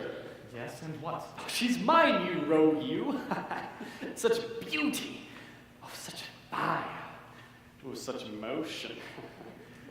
Such lips. But egad, she would not let me kiss them, though. But are you so sure, so very sure of her? Why, man, she talked of showing me her work above stairs. And I am to improve upon the pattern. I believe the girl has virtue. And if she has, I should be the last man in the world that would attempt to corrupt it. You have taken care, I hope, of the casket I sent you to lock up. Is it in safety? Yes, I've taken care of it. It's safe enough, but really, George, how could you think the seat of a postcoach at an inn door a place of safety? Numbskull, I've taken better precautions for you than you did for yourself. What? I've given it to the landlady to keep for you. The landlady? The landlady. You gave it to the landlady? The landlady. You did! I did. But she's to be answerable for its forthcoming, you know. Yes, she'll bring it forth with a witness. Wasn't I right? I believe you allow I acted prudently upon this occasion. I must not let him see my uneasiness. You seem a little disconcerted, though, methinks. Sure, nothing has happened. No, nothing. Never been in better spirits in all my life. So you sent it to the landlady, who no doubt very readily undertook her charge. Or rather, too readily, for she not only was going to keep the casket, but through her great precaution was going to keep the messenger, too. They're safe, however. As a guinea in a miser's purse. Then all hopes of fortune are at an end. We must set off without it. Well, Charles, I'll leave you to your meditations on the pretty barmaid. And may you be as successful for yourself as you have been for me. Thank you, George. I ask no more. I no longer know my own house. It's turned on topsy-turvy. His servants have got drunk already. I'll bear it no longer. And yet, for my respect for his father, I'll be calm. Mr. Marlowe, your servant. I am your very humble servant. Sir, your very humble servant. What's to be the wonder now? I believe, sir, you must be sensible, sir, that no man alive ought to be more welcome in this house than your father's son, sir. I hope you think so. I do, from my soul. I don't want much entreaty. I generally make my father's son welcome wherever he goes. Oh, I believe you do, from my soul, sir. But though I see nothing to your own conduct, that of your servant is insufferable. The manner of drinking is setting a very bad example in the house, I assure you. I protest, my very good sir, that is no fault of mine. If they don't drink as they ought, they are to blame. I ordered them not to spare the cellar. You did? I did, I assure you. Here, bring one of my servants up. My positive directions were that, as I was not drinking myself, they should make up for my deficiencies below. Oh, then they had your orders for what they do? They had, I assure you. Here, we shall hear from one of themselves. You, Jeremy! Come forward, Sirrah. Oh, there you go. What were my orders? Were you not told to drink freely and to call for what you thought fit? For the good of the house, yes? I'm beginning to lose my patience. Please, your honor. Liberty and Fleet Street forever. Though I'm but a servant, I'm as good as any other man. I'll drink before an open supper, sir, damn it. Good liquor sits upon a good supper, sir. But a good supper does not sit upon my conscience. Yes, thank you, Jeremy. That would be all. See, my old friend? The fellow as drunk as can possibly be. I don't know what more you'd have. Unless you'd have the poor devil soused in a beer barrel. I'm trifling distracted if I can contain myself any longer. Mr. Marlowe, sir, I have submitted to your insolence for the past 4 hours, and I see no likelihood of its coming to an end. I now resolve to be master here, sir, and I desire that you and your drunken pack leave my house directly. Leave your house? Sure, you just my good friend. What, when I'm doing what I can to please you? Oh, I tell you, sir, you don't please me, so I desire that you leave my house. Oh, sure, you cannot be serious. At this time of night? You only need to banter me. Oh, I tell you, I am serious. Now that my passions are aroused, I must say, this is my house, sir. This is my house, and I command you to leave it directly. I shan't stir a step, I assure you. This house yours, fellow? Oh, it's my house. This is my house. Mine, while I choose to stay. What right have you bid me leave this house, sir? Never have been met with such impudence. Curse me, never in my whole life before. Nor I, confound me if I ever did. To come to my house, to insult the family, to order your servants to get drunk, and then to say, this house is mine, sir. Oh, by all that's insolent, it makes me laugh. Oh, pray, sir, as you take the house, what think you of taking the rest of the furniture? Oh, here's a pair of silver candlesticks, and here's a brass plate, and here's a pair of bellows. Perhaps you may take a fancy to these. Oh, bring me your bill, I say. Bring me my bill, and let's make no more on. And here's a pair of prints. What think you of the rake's progress for your own apartment? Bring me my bill, and let's make no more words about it. I'll leave you in your infernal house directly. And here's a mahogany table that you might be able to see your own face in. My bill, I say! Oh, and who could forget the great chair for your own slumbers after a hearty meal. Soons, man, bring me my bill. Let's make no more words about it. Young man, from your father's letter to me, I was taught to expect a well-bred, modest man. But now I find him no better than a coxcomb and a bully. But he will be here presently, and shall hear more of it. How's this? Sure, I have not mistaken the house. Everything looks like an inn. The servants cry coming, the attendance is awkward, and this barmaid here too to attend us. Oh, but she's here a little further for me. Whither so fast, child? A word with you. Let it be short then, I'm in a hurry. I believe he begins to find out his mistake, but it is too soon quite to undeceive him. Pray, child, answer me one question. What are you and what might your business in this house be? A relation to the family, sir? What, a poor relation? Yes, sir, a poor relation. Appointed to keep the keys, and to see that the guests want nothing in my house to give them. That is, you act as the barmaid at this inn. Inn? Oh, Lord, brought that to your head. One of the best families in the country keep an inn. Oh, Mr. Hardcastle's house, an inn. Mr. Hardcastle's house? Is this Mr. Hardcastle's house, child? Aye, sure. Whose else should it be?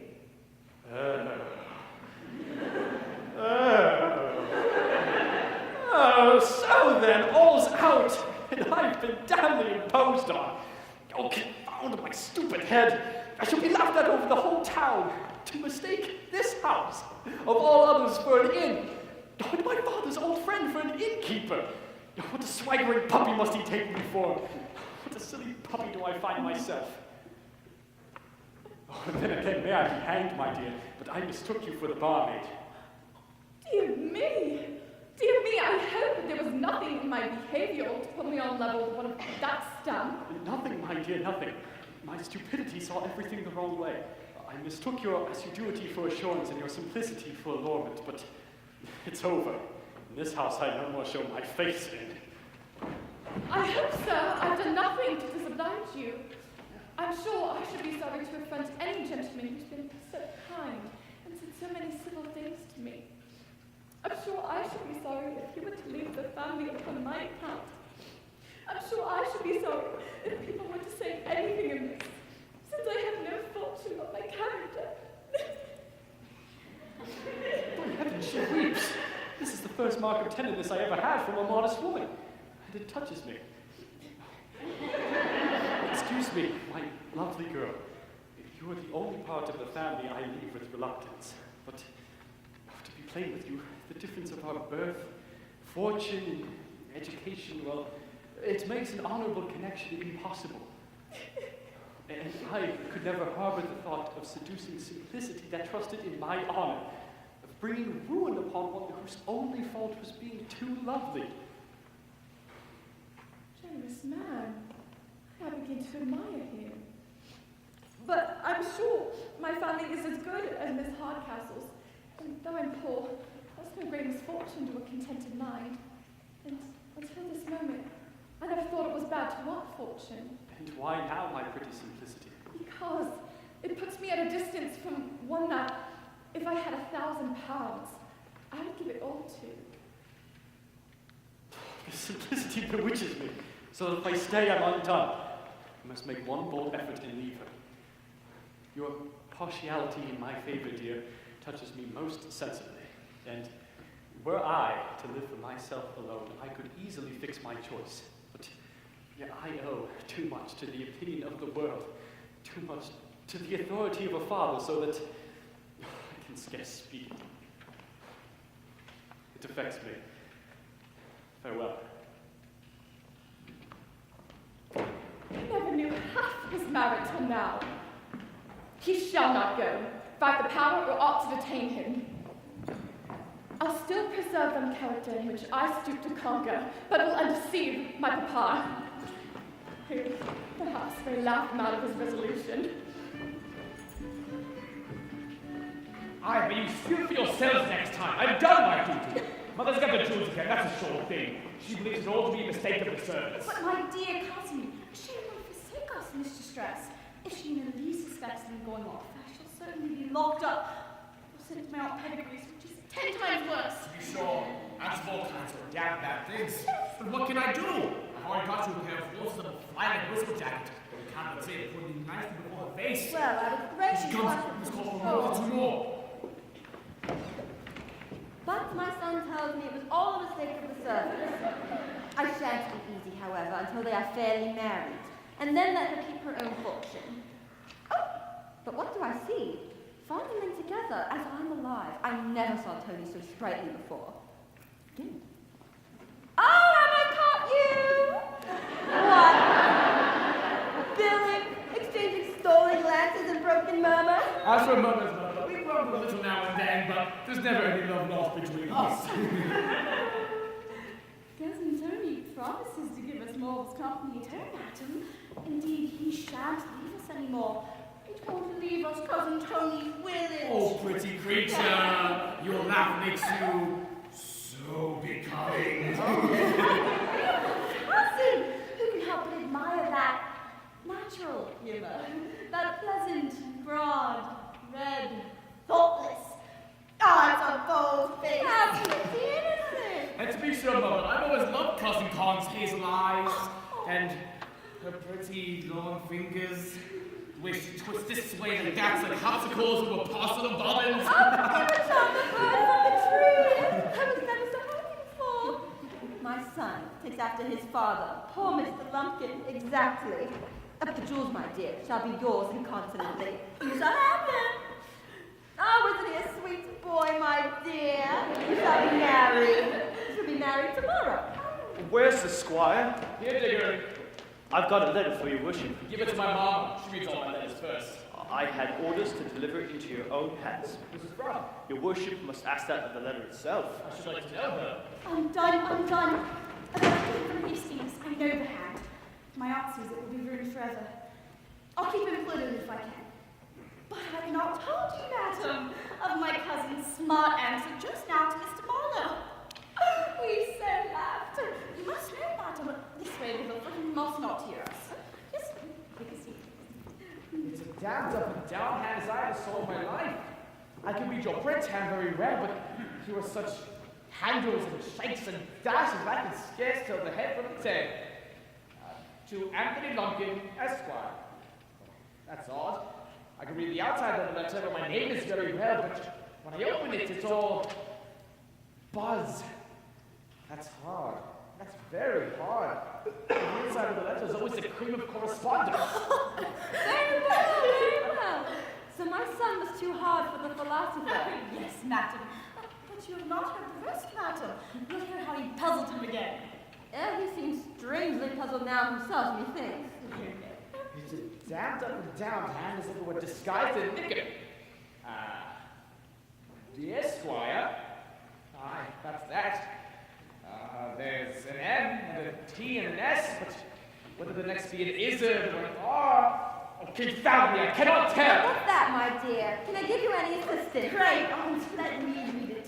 Nobody reads a cramped hand further line. Do you know who it's from? Not sure, except for Dick Ginger, the feeder. Aye, so it is.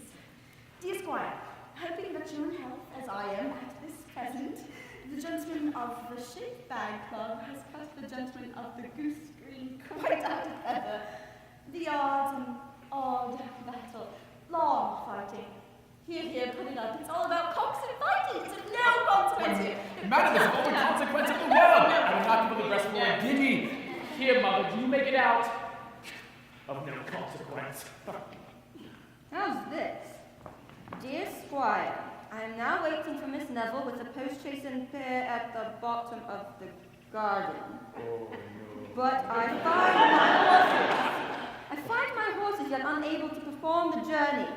I expect you'll assist us with a pair of fresh horses, as you promised. This much is necessary, as the hag your mother will otherwise suspect us. Yours, Hastings. Grant me patience. I shall run distracted. My rage chokes me. I hope, madam, your sister to resent him for a few moments and not impute to me any impertinence or sinister design that belongs to another. Fine spoken, madam. You are most miraculously polite and engaging in quite the very peak of courtesy and circumspection, madam. And you great ill-fashioned oaf, with scarce sense enough to keep your mouth shut. Will you two join against me? All your plots in a moment. And you, madam, since you do have a pair of fresh horses ready, it'd be cruel to disappoint them. So if you please, instead of running off with your spark, prepare to run off with me this very moment. Your old Aunt Pettigrew will keep you secure, all warrants me. Here, Roger Diggory! And you too, sir, may mount your horses and guard us upon the way. Sally! Molly! I'll show you I wish you better than you do yourselves. Somebody! Get out of my way! So now I'm completely ruined. Aye, that's a sure thing. Oh, what better could be expected from me connected with such a stupid fool? And after all the nods and signs I made him. By the laws, miss, it was your own cleverness and not my stupidity that did your business.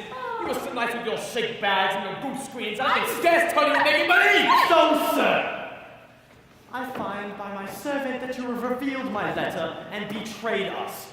Was it well done, young gentleman? Here's another. Ask Miss there who betrayed you. It was her doing, not mine. So, I've been finely used here among you, rendered contemptible, driven to ill manners, despised, insulted, and laughed at. Here's another. We should soon have all begged and broke loose presently. And to that, sir, is the gentleman to whom we all owe every obligation. Oh, what can I say to him? A mere boy, an idiot, whose age and ignorance are protection. A poor, contemptible booby. Get with the booby that would but disgrace correction. Yet with cunning and malice enough to make himself merry with all our embarrassments. An insensible cub, replete with tricks and mischief.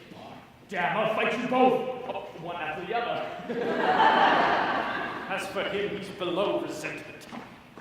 But your conduct, Mr. Hastings, requires an explanation. You knew of my mistakes and would not undeceive me. Tortured as I am with my own disappointments, is this really a time for explanations? It is not friendly, But, Mr. sir, Marlowe, you never kept him mistaken. It was too late to undeceive you. My mistress desires you ready immediately, madam. The horses are putting to. Your hat and things are in the next room. We have to go 30 miles before morning. Well, come presently. Was it well done, sir, to assist in rendering me ridiculous, to hang me out for the scorn of all my acquaintance? Oh, depend upon it, I shall expect an explanation. Was it well done, sir, if we're upon that subject, to deliver what I entrusted to yourself to the care of another, sir? Mr. Hastings, Mr. Marlowe, why will you increase my distress by this groundless dispute? I implore, I entreat you. Your cloak, madam. My mistress is impatient. I come. Pray be pacified. If I would leave you thus, I shall die with apprehension. Not bad, mop and gloves, madam. The horses are ready.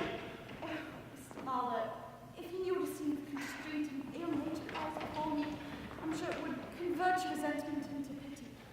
I'm so distracted with the variety of passions that I don't know what I do. Forgive me, madam. George, forgive me. You know my hasty temper and should not exasperate it. The torture of my situation is my only excuse. Well, my dear Hastings, if you have that esteem for me that I think, that I'm sure you have, your constancy for 3 years would increase the happiness of our future connection. If Miss Neville! Constance! Constance! Come! You too, booby. Constancy, remember. Constancy is the word.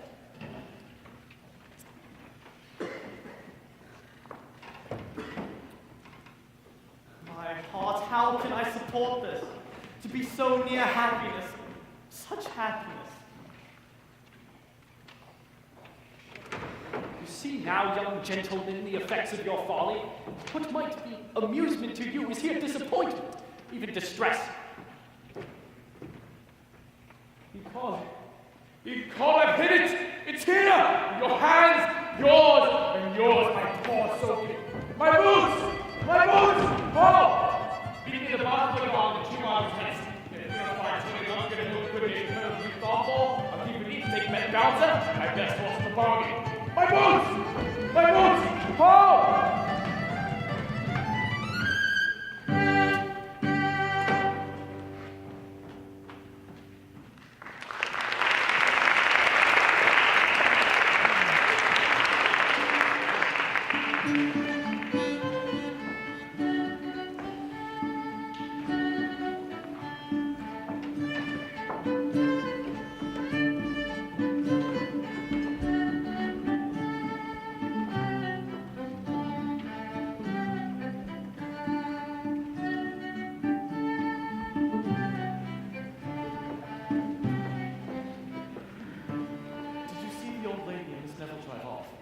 Yes, Your Honor.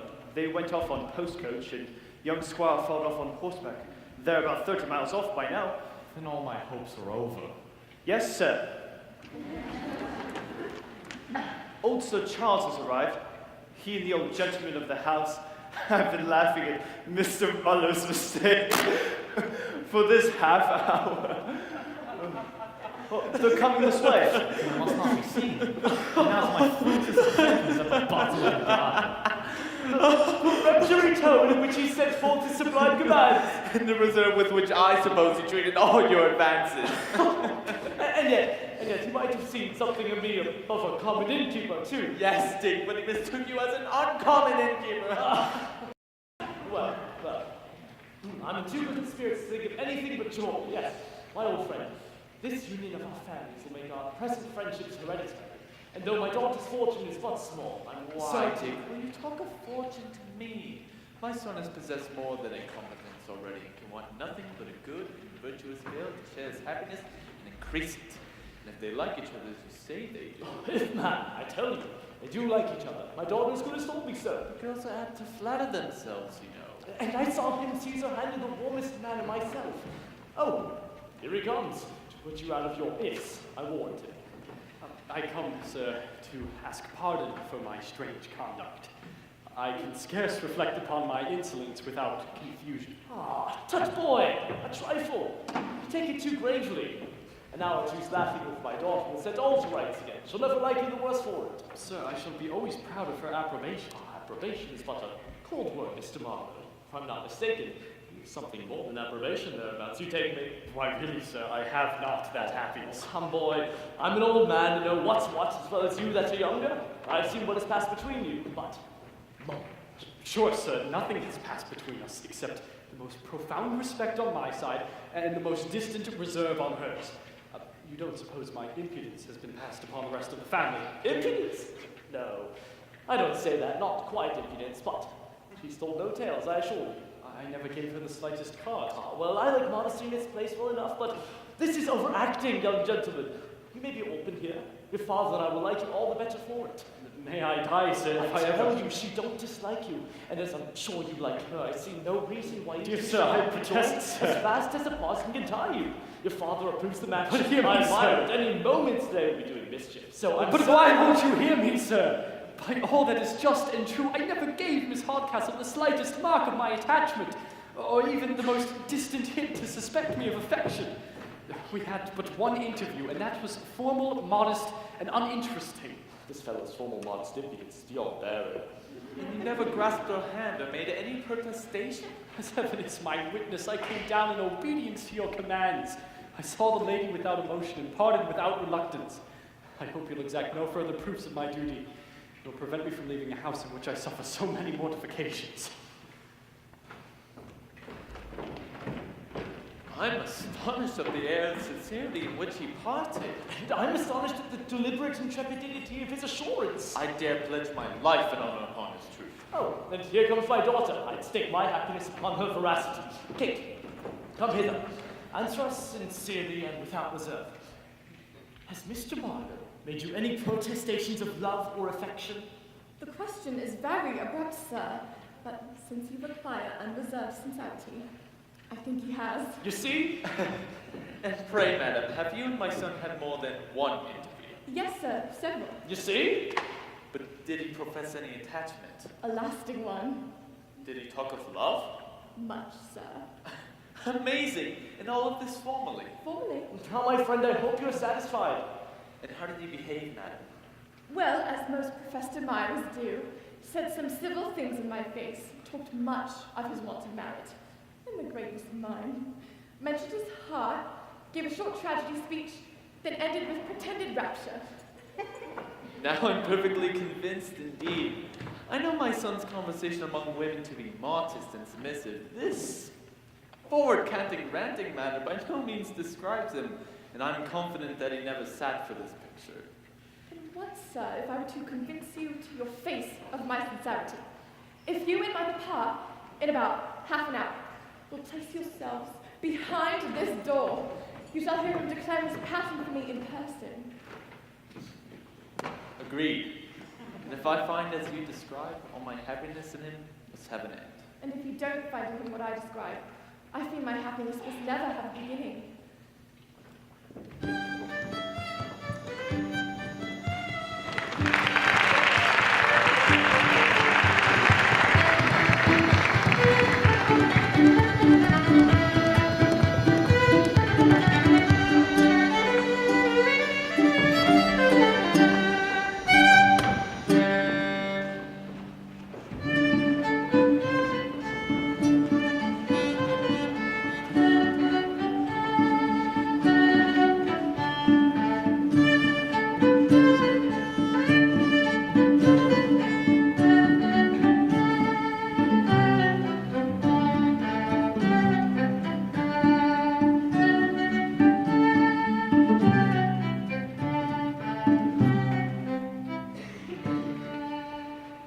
What an idiot am I, to wait here for a fellow who most likely takes a delight in mortifying me.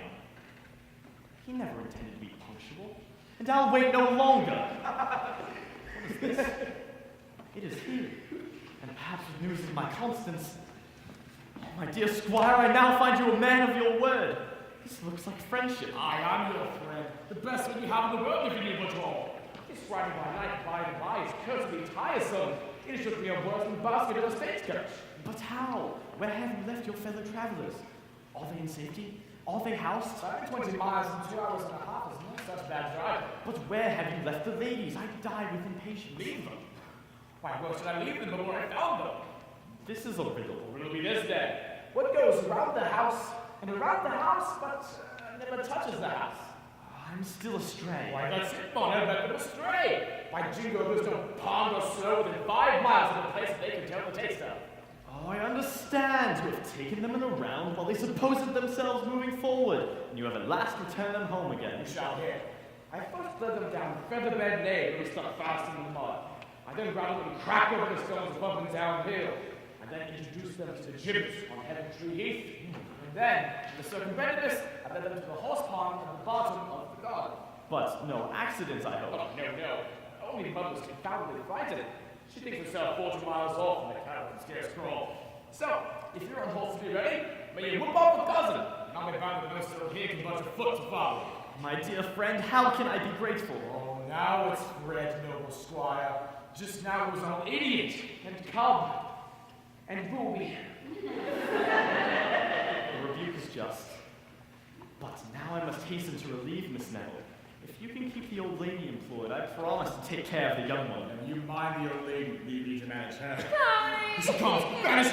Tony! She comes from the pond, has something of a mermaid. Tony! Oh, I'm killed, shook, battered to death. I shall never survive it.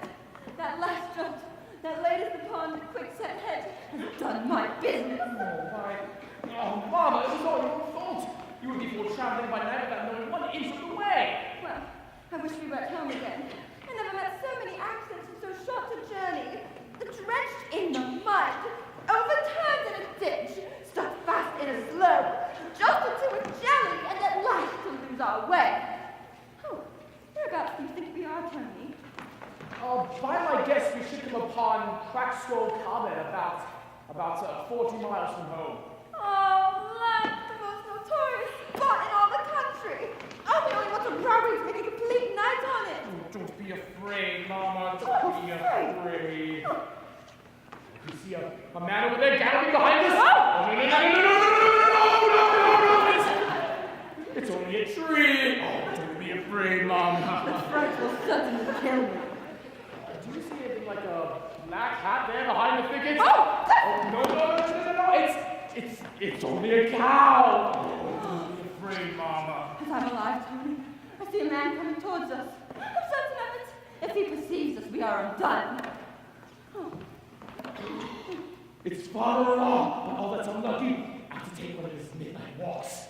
It's a highwayman with pistols as long as my arm. Damned ill-looking fellow. Oh, good heavens, defend us, he approaches. You hide yourself behind that thicket. Should there be any danger, I'll cough. Should I cough? Be sure to keep close.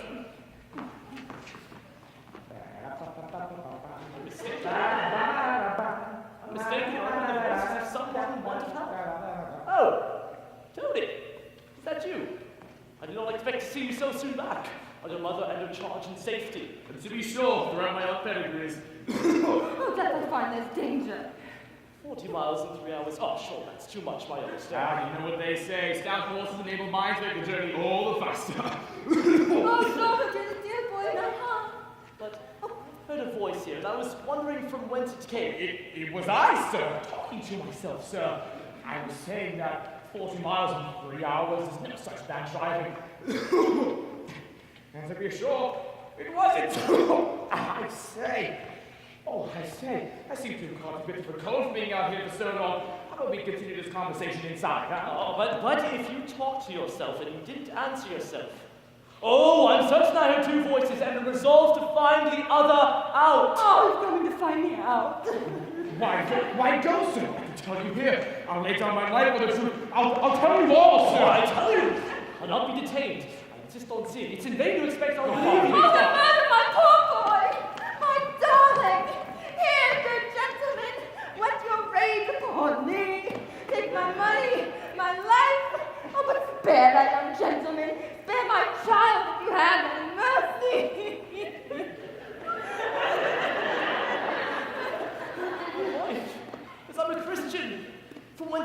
come? What does she mean? Take compassion from Mr. Highwayman. Take our money. Our watch is all we have, but spare our lives. We will never bring you to justice. Indeed, we won't, good Mr. Highwayman. I believe the woman's lost her senses. What? Dorothy, don't you know me? Ah, Mr. Hardcastle! And I'm alive to my fear. My fear blinded me. Who could have expected to meet you in this frightful place so far from home? What could have brought you to follow us? Sure, Dorothy, you've not lost your wits. So far from home when you are within 40 yards of your own front door. Oh, this is one of your old tricks who graced this road, you. Dorothy, don't you remember the front gate and the mulberry tree? And don't you remember the horse pond, my dear? Oh, yes. I shall remember the horse pond for as long as I live. I've caught my death in it. And it is to you, you graceless varlet, I owe all this to. I'll teach you to abuse your mother, I will. You called mother, all the parish says you've spoiled me. Let them take the fruits off. I'll spoil you. Out of my ear! There's morality, however, in his reply.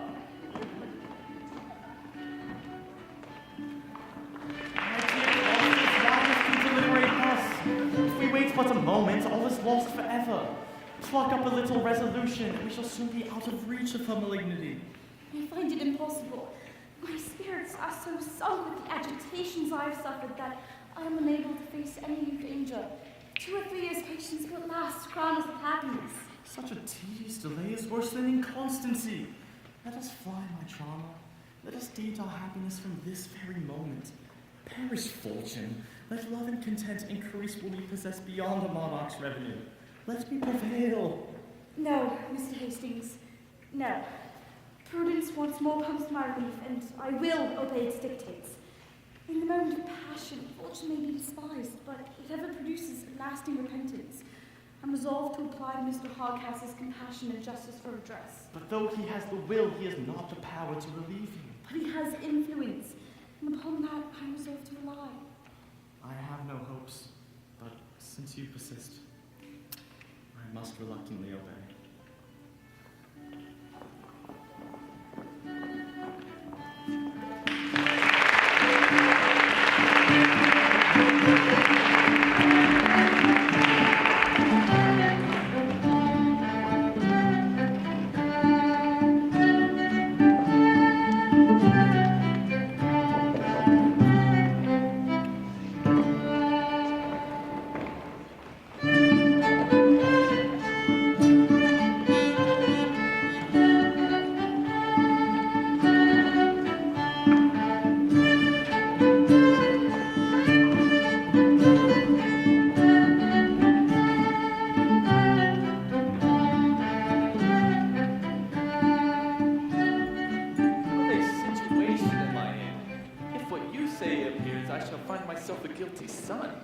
And if what you say appears to be true, I shall lose one that of all others.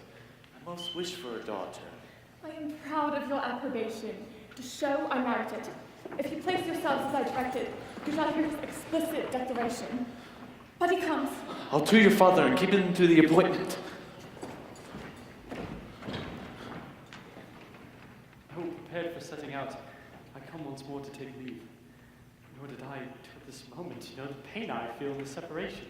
I believe sufferings cannot be very great, sir, which can so easily be removed. A day or two longer perhaps might lessen your uneasiness by showing you what little value, what you now think proper to regret. This girl every moment improves upon me. It must not be, madam. I have already trifled with my heart for too long. My very pride begins to submit to my passion. The disparity of education and fortune, the anger of a parent, the contempt of my equals. Exactly. It all begins to lose its weight, and nothing can return me to myself but this painful effort for resolution. Then go, sir. I'll urge nothing more to detain you. Wait! Though my family be as good as Miss Hardcastle's, those you came down to visit. But there's no great misfortune to a contented mind. Oh, dear. I just can't. Heavens, madam, your beauty at first caught my eye, for Who can see that without emotion? But every moment I converse with you steals in some new grace, heightens the picture and gives it stronger expression. What first seemed rustic plainness now appears refined simplicity.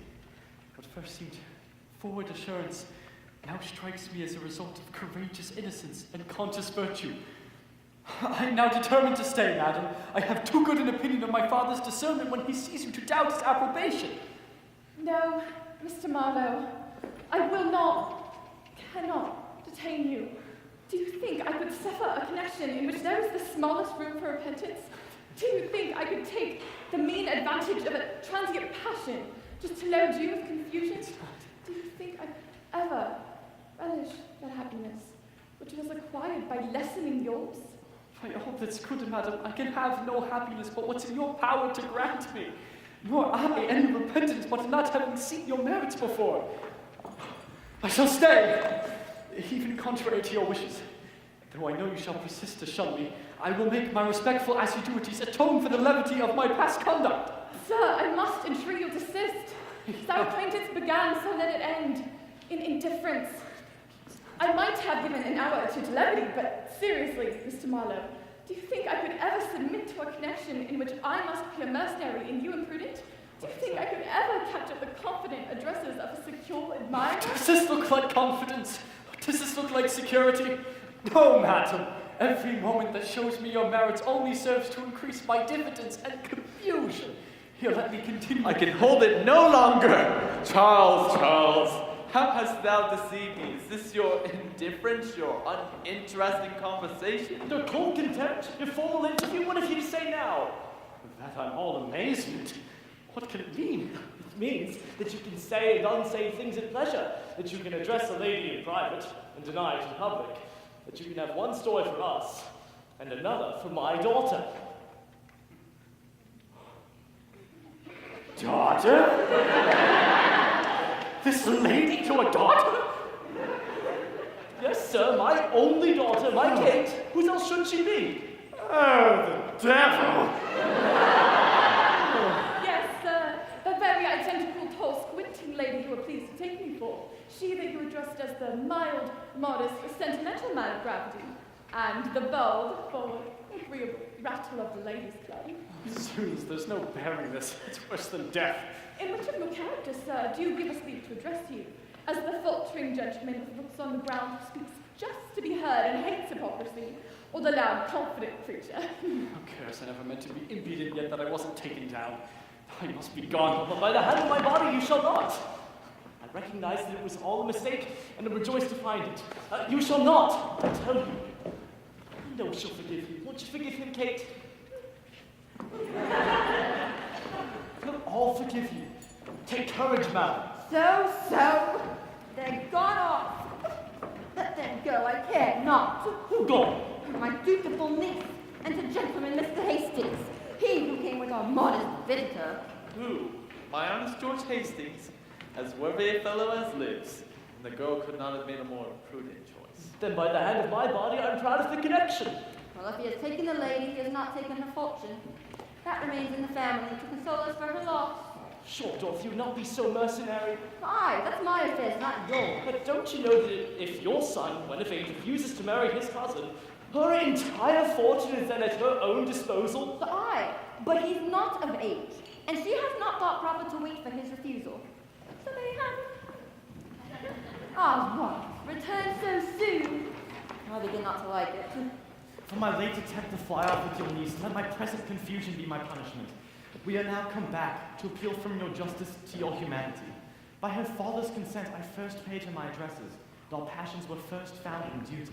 Since his death, I have been obliged to stoop to dissimulation to avoid oppression. In an hour of levity, I was ready to give up my fortune to secure my choice. But I am now recovered from delusion and hope your tenderness will deny me from a nearer connection. Oh, pshaw! This is all but the winding end of a modern novel. Be it what it will, I'm glad they've come back to reclaim their due. Tony boy, come hither. Do you refuse this lady's hand, whom I now offer you? What signifies my refusing? You know I can't refuse at time of age, Father. Yes. While I thought concealing your age, boy, would be likely to conduce to your improvement, I concur with your mother's desire to keep it secret. But, since I find she turns it to a wrong use, I must now declare you have been of age these 3 months. Of age? Am I of age, Father? Above 3 months? Oh, then you shall see the first use I make of my liberty. Witness all men by these presents that I, Anthony Lumpkin, Esquire of Blank Place, refuse you, Constantine Neville, spinster of no place at all, my good and honest wife. So Constance Neville may marry who she chooses, and Tony Lumpkin is his own man again! My worthy friend! My undutiful offspring. George, I give you joy most sincerely. And could I prevail upon my little tyrant here to be less arbitrary, I should be the happiest man in the world if you would return me the favor. Come, madam. You are now driven to the very last scene of all your contrivances. I know you like him. I'm sure he loves you, and you must and shall have him. And I say so too. And, Mr. Marlowe, if she makes as fine a wife as she has a daughter, I don't think you'll ever repent your wrong. So now, to supper. Tomorrow we shall gather all the poor of the parish about us, and the mistakes of the night shall be crowned a merry morning. So, boy, take her. And as you've been mistaken in the mistress, my wish is that you may never be mistaken in the wife.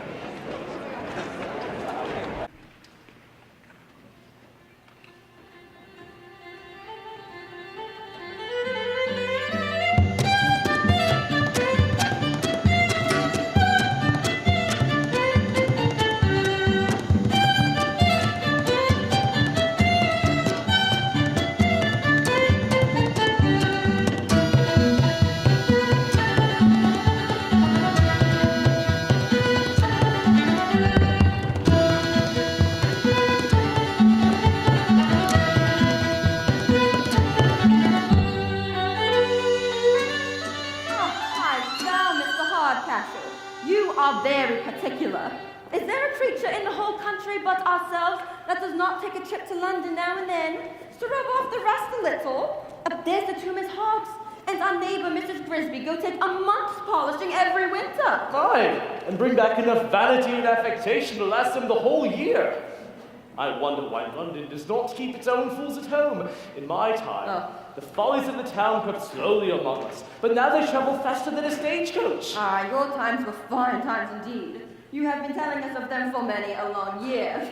But here we live in an old rambling mansion that looks for all the world like an inn, that doesn't see any company. Our best visitors are old Mrs. Oddfish, the curate's wife, and little Cripplegate, the lady dancing master. And all our entertainment, your old stories of Prince Eugene, the Duke of Marlborough. I hate such old-fashioned trumpery. And I love it. I love everything that's old. Old times, old books, old manners, old friends, old life. And I believe your own life. Lord, Mr. Hardcastle, you're forever at your darkies and your old wives. I'm not so old as you'd make me by more than one good year. Add 20 and 20 and make money of that. Oh, let me see. 20 added to 20 makes just 50 and 7. That's false, Mr. Hardcastle. I was but 20 when I was brought to bed of Tony that I had by Mr. Lumpkin, my first husband. And he's not come to years of discretion yet. No one will. I dare for him. You have taught him violence. No matter. Tony Lumpkin has a good fortune, and my son is not to live by his learning. Besides, I don't think a boy wants much learning to spend $1,500 a year. Learning? Oh, quotha! A mere composition of tricks and mischief. Humor, my dear. It's nothing but humor. Come, Mr. Hardcastle, you must allow the boy a little humor. Burning the footman's shoes, frightening the maids, worrying the kitchens, humor. He has it. It was but yesterday he fastened my weight to the back of my chair. And when I went to make the bow, I thought that I won't head in his brittle face. And am I to blame?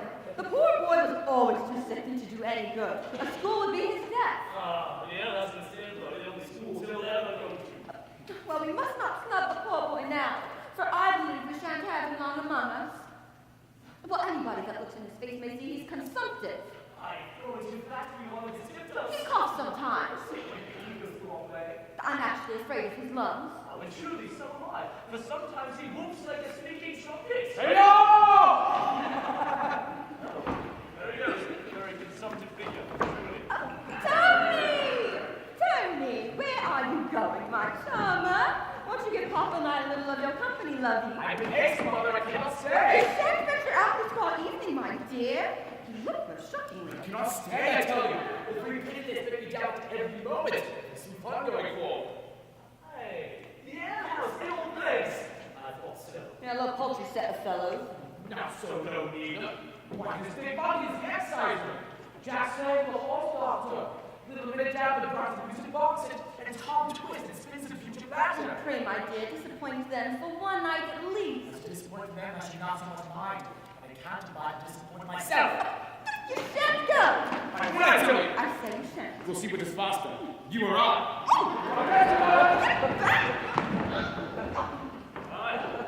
There goes a pair that always spoil each other. But is that the whole age of combination to drive sense, discretion, and rules? Oh, here comes our pretty darling Kate. The fashions of the times have really affected her, too. Kate, pressing on my prettiest is quantities of earthless cast down about the mouth. Here you go. I never hope to teach the fools of this world and the indigent world to clothe themselves with the trimmings of the vain. You know our agreement, Father. You allow me the morning to receive and pay visits and to dress in my own manner. And in the evening, I put on my housewife's dress to please you. Well, I must insist on the terms of our agreement. And by the by, I believe I shall have occasion to try your obedience this very evening. I protest, sir, I don't comprehend your meaning. Well, then, to be plain, Kate, I expect the young man I have chosen to be your husband from town this very day. I have his father's letter in which he informed me his son is sent out, and that he intends to follow himself shortly after. Indeed. I wish I had known something of this before. Bless me, how shall I behave? It's 1,000 to 1 I shan't like him. Our meeting will be so formal, so like a thing of business. We shall find no room for friendship or esteem. Depend upon it, shall never control your choice. But Mr. Marlowe, whom I pitched upon, is the son of my old friend, Sir Charles Marlowe, of whom you have heard me talk so often. The young man has been bred a gentleman and a scholar, and designed for the employment in the service of this country. I told he's a man of excellent understanding. Is he? Very generous. I believe I shall like him. Young and brave. I'm sure I shall like him. And very handsome. My dear Papa, say no more. He's mine. I'll have him. And to crown all, Kate, he's one of the most bashful and reserved young fellows in all the world. Oh, you first me to death again. That word reserved has undone all the rest of his accomplishments. It is said a reserved lover always makes a suspicious husband. On the contrary, modesty seldom resides in the breast that is not enriched with nobler virtues. It is the very feature that first struck me. Well, he must have more striking features to catch me, I promise you. However, if he be so young, so handsome, so everything you mentioned, I believe he'll still do. I think I'll have him. But there is still an obstacle. Swore that even wager he may not have you. Dear Papa, why would you mortify one so? Well, if he refuses, instead of breaking my heart at his indifference, I'll only break my glass for its flattery, set my cap to some newer fashion, and look out for some less difficult admirer. Bravely resolved. I'll go in the meantime and prepare the servants for his reception. As we rarely see company, they want as much training as a company of recruits the first day's muster. Lord, this news of Papa's makes me all young, handsome. These he put last, but I put them foremost. Sensible, good-natured. I like all that. But then, reserved and sheepish, that's much against him. Yet, can't he be cured of his timidity by being taught to be proud of his wife? Yes, and can't I? But I vow, I'm disposing of the husband before I've secured the lover. Oh, I'm glad you've come, Noah, my dear. Tell me, Constance, how do I look this evening? Is it one of my well-looking days, child, in my face today? Perfectly, my dear. Yet, now I look again. Bless me, sure no accident has happened among the canary birds or the goldfishes. Has your brother or the cat been meddling, or has the last novel been too moving? No, nothing of all this. I have been threatened. I can scarce get it out. I have been threatened with a lover, and his name is Marlowe. Indeed. The son of Sir Charles Marlowe. Oh, I live, the most intimate friend of Mr. Hastings. My admirer. They're never asunder. I believe you must have seen him when we lived in town. Never. He's a very singular character, I assure you. Among women of reputation and virtue, he's the modestest man alive. But his acquaintance give him a very different character among creatures of another stamp. Oh. Yes. Oh, yes. I shall never be able to manage him. What shall I do? You could, oh, Shaw. Think no more of him, but trust your occurrences for success. But how goes your own affair, my dear? Has my mother been courting you from my brother Tony as usual? I've just come from one of our agreeable tete-a-tetes. She's been saying 100 tender things, and setting off a pretty monster as the very peak of perfection. But her partiality is such that she actually thinks him so. A fortune like yours is no small temptation, and as she has sole management of it, I'm not surprised to see her unwilling to let it go out of the family. A fortune like mine, which chiefly consists in jewels, is no such mighty temptation. But, at any rate, if my dear Hastings be but constant, I make no doubt to be too hard for at last. However, I don't suppose I'm in love with the son. She never once dreams my affections are fixed upon another. My good brother holds out stoutly. I could almost love him for hating you. It is a good-natured creature at bottom, and I'm sure he wished to see me married to anybody but himself. But my aunt's bell rings for afternoon's walk round the improvements. Alarm, courage is necessary, as our affairs are critical. Would it were bedtime and all were well.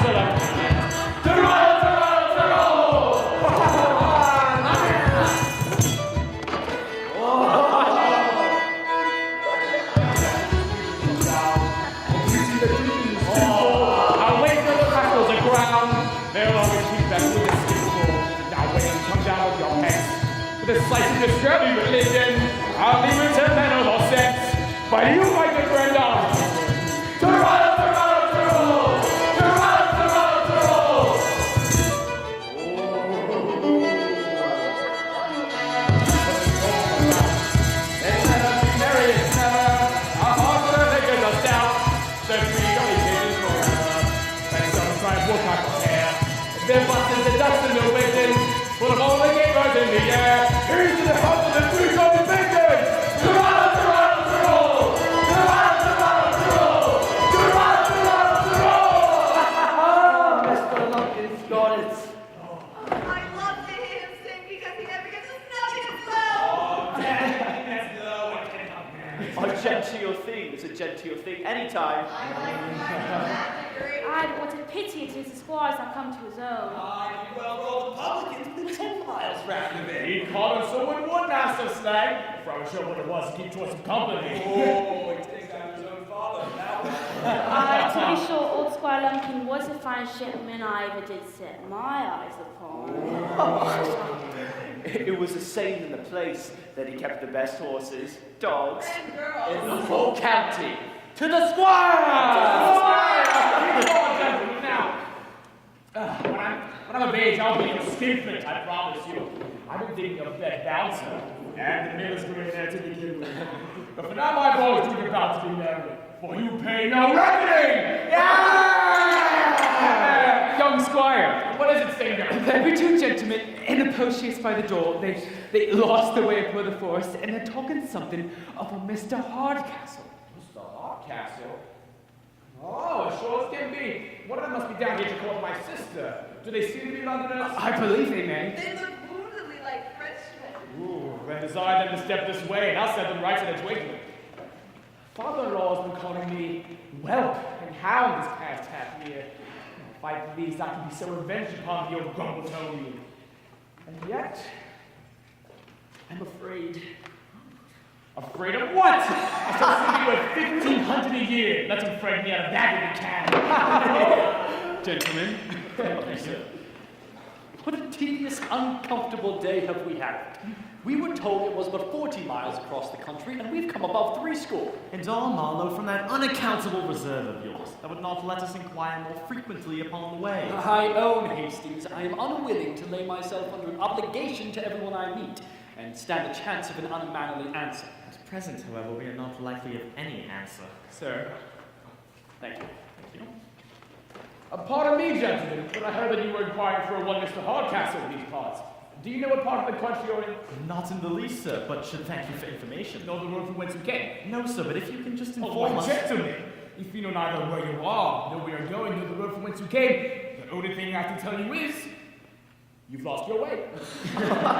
We wanted no ghost to tell us that. And pray, gentlemen, may I be so bold as to ask the place from whence you came? That's not necessary towards directing us where we are to go. Oh, no offense, sirs, but question for question is all fair, you know.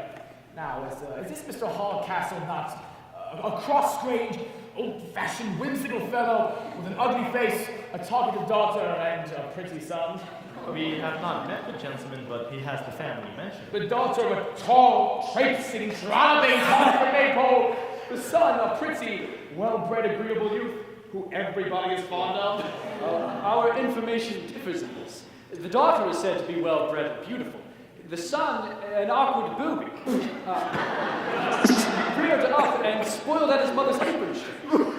Well, gentlemen, the first thing I have to tell you is, you won't reach Mr. Hardcastle's this night, I believe. Unfortunate. It's a damned, dark, boggy, dirty, dangerous way. Stingo, do tell these gentlemen the way to Mr. Hardcastle's. Mr. Hardcastle is of Quagmire Marsh. You understand me? Master. Oh, Mr. Hardcastle's of Quagmire Marsh? Quagmire Marsh? Luck a daisy, my masters, you have both come a deadly deal wrong. When you come to the bottom of the hill. Squash Lane. Well, then you were to keep straight until to come to 4 roads. Come to where 4 roads meet? Aye, but you must be sure to only take one of them. Oh, sir, you're facetious. Then keeping to the right, you want to go sideways to come upon crack-scrolled carbon. Looking sharp at the track of the wheel, but keep going straight forward, you come to Farmer Murray's barn. Now, coming to the farmer's barn, you are to go to the right, then to the left, then to the right again, so you come upon the old mill. Sooners, man, we could have soon found out the longitude. What's to be done, Marlowe? This house promises but a poor reception. Perhaps, though, the landlord may accommodate us? Alack, we have but one spare bed in the whole house. And to my knowledge, it's been taken up by 3? 3 lodgers already. Oh, I hit it! Stingo, could our landlady provide these gentlemen by fireside with 3 chairs and a bolster? I hate sleeping by the fireside. And I detest your 3 chairs and a bolster. Oh, you do you? Well, let me see. Ooh. What if you go about a mile further to the Buck's Head? Buck's Head? Aye, the Buck's Head on the hill. One of the best inns in the whole country. Oh ho, so we've escaped an adventure for this night, however. Sure you've been sending them to your fathers as an inn, be you? Mom, you fool, let them find that out. Now, you only have to keep going about a mile further till you come upon a large old house by the roadside. From there, you should see a pair of large horns over the door. That's the sign. Drive up to the yard and call Stanley about you. Sir, we are obliged to you. You're sure the servants can't miss the way? No. I'll tell you this, though. The landlord is rich. He's going to keep up business. He'll be once to be thought of a gentleman saving your presence. He'll be giving you his company, and he can't if you hide. He'll persuade you his mother was an alderman, and his aunt the justice of peace. Why, yes, a troublesome old blade. And beds as any in the country. Well, if he supplies us with these, we shall want no further connection. We are to turn right, did you say? No, straight forward. I'll step with you and show you peace the way myself. Thank you, sir. Very generous of you. Oh, bet bouncer. I'll be seeing more of you later. Mom! Oh, bless your heart. Damned mischievous son of a... Gerardo!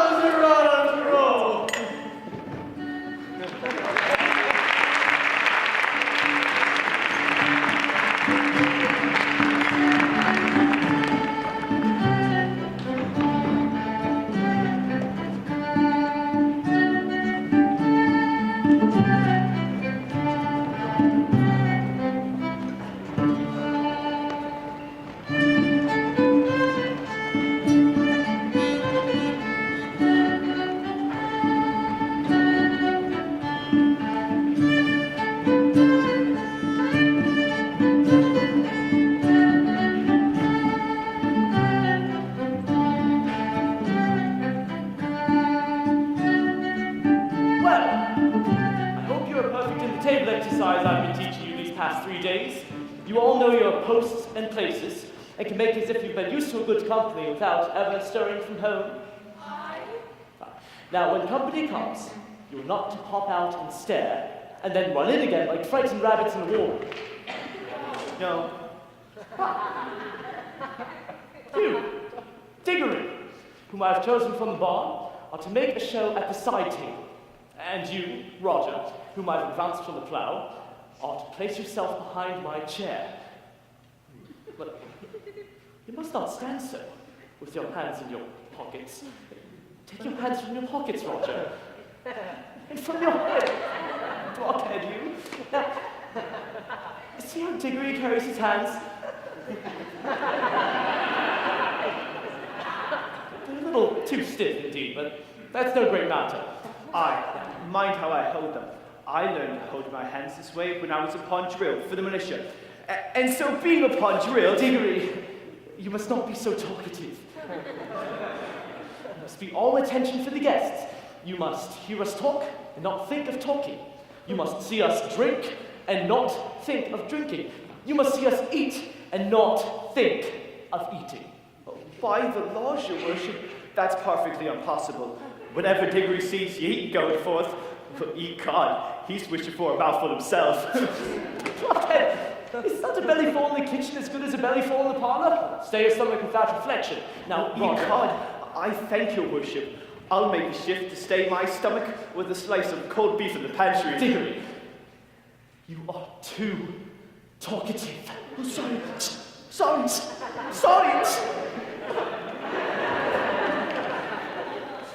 Now, if I happen to say a good thing, or tell a funny story at the table, you must not all burst out laughing as if you made part of the company.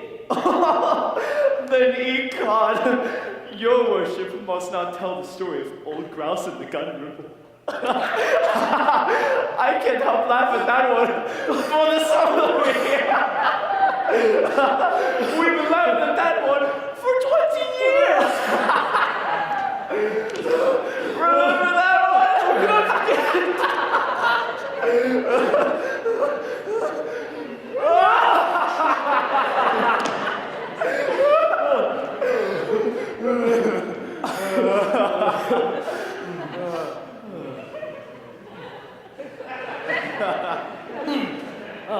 The story is a good one, but well, honest to goodness, you may laugh at that one. But you must remember to be attentive. Now, suppose one of the companies should call for a glass of wine. How will you behave? A glass of wine, if you please. Eh? Why don't you move? Because, your worship, I never have courage until I see the eatables and drinkables brought upon the table, and then I'm as bold as a lion. What? Will none of you move? I'm not to leave this place.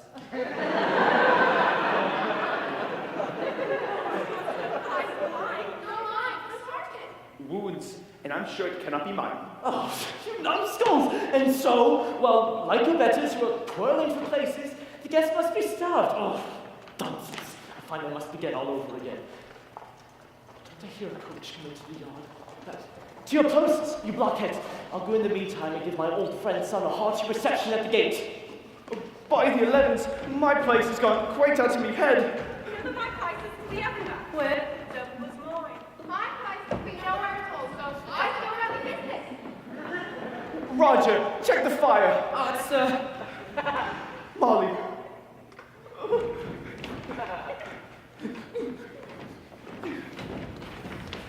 Oh, welcome, gentlemen, welcome. Right this way.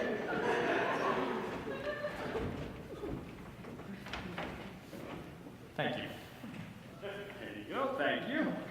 Oh, after the disappointments of the day, welcome once more, Charles. To the comforts of a clean room and a good fire. Upon my word, a very well-looking house.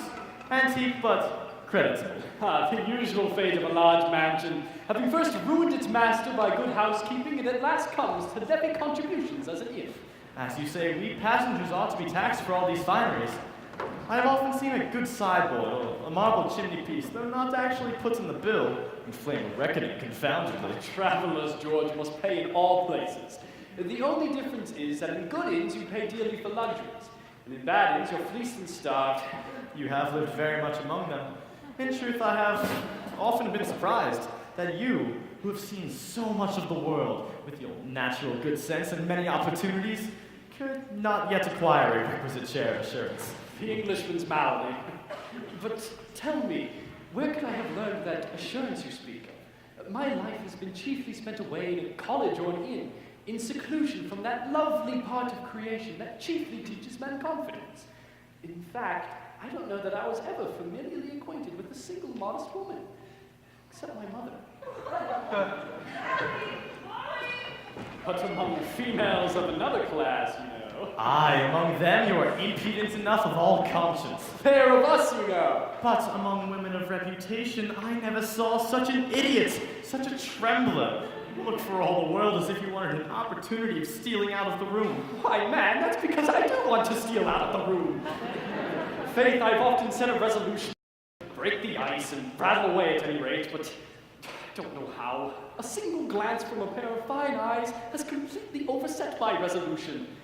An impudent fellow may counterfeit modesty, but I would be hanged if a modest man could ever counterfeit impudence. If you could say but half the fine things to them, I've heard you lavish upon the barmaid of an inn, or even a college bedmate. Why, George, I can't say fine things to them. They freeze, they petrify me. They may talk of a comet or a burning mountain or some such bagatelle, but to me, a modest woman dressed out in all her finery is the most tremendous object of the whole creation. At this rate, man, how can you ever expect to marry?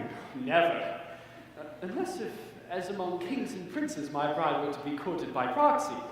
If indeed, like an Eastern bridegroom, one were to be introduced to a wife he never met before, it might be endured. But to go through all the terrors of a formal courtship, together with its episodes of aunts, grandmothers, and cousins, and at last to blurt out that broad, staring question of, "Madam, will you marry me?" No, that's straying much above me, I assure you. I pity you. But how do you intend behaving to the lady you are coming down to visit at the request of your father? As I behave to all other ladies, bow very low, answer yes or no to all her demands, but as for the rest, I don't think I shall venture to look in her face till I see my father's again. I'm surprised that one who is so warm a friend can be so cool a lover. To be explicit with you, my dear Hastings, my chief inducement down was to be instrumental in forwarding your happiness, not my own. Miss Neville loves you. The family don't know you, but as my friend, you're sure of a reception. And let honor do the rest. My dear Marlowe, were I but a wretch, meanly seeking to carry off a fortune, you should be the last man in existence I would apply to for assistance. But Miss Neville's person is all I ask, and that is mine, both from her deceased father's consent and her own inclination. Oh, happy man, you have talents and arts to captivate any woman. I am doomed to adore the sex, and yet to converse with the only part of it that I despise. Gentlemen, once more you are heartily welcome. Charles fella here to interrupt us. Which is Mr. Marlowe? Sir, you are heartily welcome.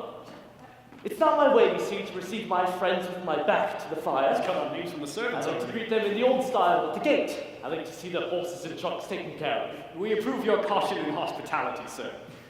I've been thinking, George, of changing our traveling dresses in the morning. I've grown confoundedly ashamed of mine. I beg, Mr. Marlowe, you'll use no ceremony in this house. I say, Charles, you're right. Mr. Marlowe, Mr. Hastings, gentlemen, please be under no constraint in this house. This is Liberty Hall, gentlemen. You may do as you please here. Yet, George, I fear if we open the campaign too fiercely at first, we may want ammunition before it's over. I think to reserve the embroidery to secure retreat. You're talking of retreat, Mr. Marlowe, puts me in mind of the Duke of Marlborough when he went to besiege Maine. He first summoned the garrison. Don't you think the venture door waistcoat will do with the plain brown? He first summoned the garrison, which might consist of about, I think, 5... Yellow and brown mixed but very poorly. Gentlemen. He first summoned the garrison, which might consist of about 5,000 men, well appointed with stores, ammunition, and other implements of war. Now, says the Duke of Marlborough to George Brooks, that stood next to him. Surely you've heard of George Brooks. Yes. Go on. Oh, upon my dukedom, says he, but take that garrison without spilling a single drop of blood. What, my good friend? If you gave us a glass of punch in the meantime, it would help us to carry on the siege with vigor. Punch, sir! This is the most unaccountable kind of honesty I've ever met with. Yes, sir. Punch, sir. A warm glass of punch after our journey will be comfortable. This is Liberty Hall, you know. Here's a cup, sir. So this fellow in this Liberty Hall will only let us have just what he pleases. I hope you'll find the punch to your mind. I've prepared it with my own hands, and I believe you'll own the ingredients are tolerable. Would you be so kind as to pledge me, sir? Here, Mr. Marlowe. Here is to our better acquaintance. Very impudent fellow, this. But he's a character, and I'll humor him a little. Sir, my service to you. So I see this fellow wants to give us his company, and forgets he is an innkeeper before he has learned to be a gentleman. From the excellence of your cut, my old friend, I suppose you get a good deal of business in this part of the country. Warm work now and then at elections, I suppose? Oh, no, I've long given that work over. So you have no turn for politics, I find? Oh, not in the least. There was a time, indeed, when I worried myself about the mistakes of the government. Please sit, sir. Make yourself comfortable. There was a time, indeed, when I worried myself about the mistakes of the government, like other people, but finding myself every day grow more angry, and the government growing no better, I left it to mend itself. Sir, my service to you. So for eating above stairs and drinking below, for receiving friends within and entertaining them without, you leave a good, pleasant, bustling life of it. I do so about a great deal, that's certain. Half the differences of the parish are adjusted in this very parlour. So then, like an experienced general, you attack them on every quarter. If you find their reason manageable, you attack them with your philosophy. If you find they have no reason, you attack them with this. Here's your health, my philosopher. Good, very good, thank you. Your generalship, Mr. Hastings, puts me in mind of Prince Eugene, when he went to fight the Turks at the Battle of Belgrade. Instead of the Battle of Belgrade, I believe it's time to talk about supper. What has your philosophy got in the house for supper, sir? For supper, sir? Is that such a request to a man in his own house? Yes, sir. Supper, sir. I begin to feel an appetite. I shall make devilish work tonight in the larder, I assure you. Such a brazen dog should have my own eyes to help. Well, sir, as for supper, sir, I can't well tell. My Dorothy and the cookmaid settle these things between them. I leave these things entirely to them. You do you? Entirely. And by the by, I believe they're in actual consultation about what's for supper at this moment in the kitchen. Then I beg they'll permit me as one of their privy council. It's a way I've got. When I travel, I always choose to regulate my own self. Let the cook be called. No offense, I hope, sir. Oh, none. And yet, I don't know how. Oh, Bridget, the cookmaid, is not very communicative upon these occasions, and should we send for her, she might scold us all out of the house. Let us see the list of the larder, then. I ask as a favor. I always match my appetite to my bill of fare. Sir, he's very right, and it's my way, too. Well, sir, you have a right to command here. Here, Roger. Bring us the bill of fare for tonight's supper. I believe it's drawn out. Your manner, Mr. Hastings, puts me in mind of my uncle, Colonel Wallop. It was a saying of his that no man was sure of his supper until he had eaten it.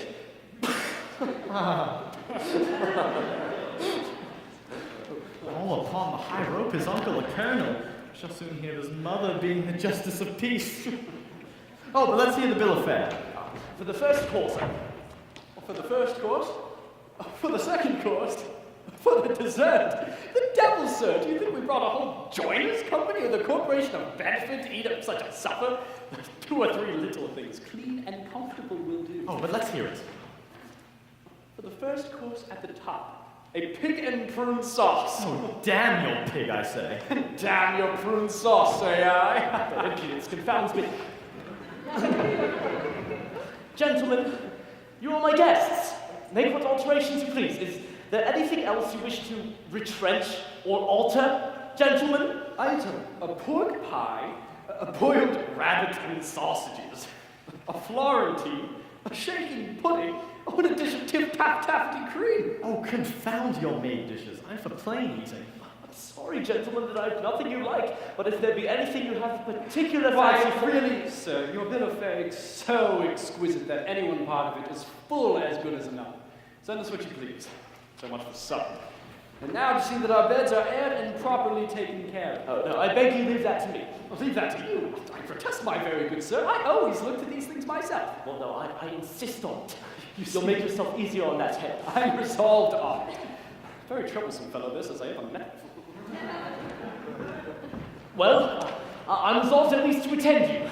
This may be modern modesty, but I never saw anything more like old-fashioned impudence. So I find this fellow's civilities begin to grow troublesome. Oh, but who can be angry at those assiduities which are meant to please him?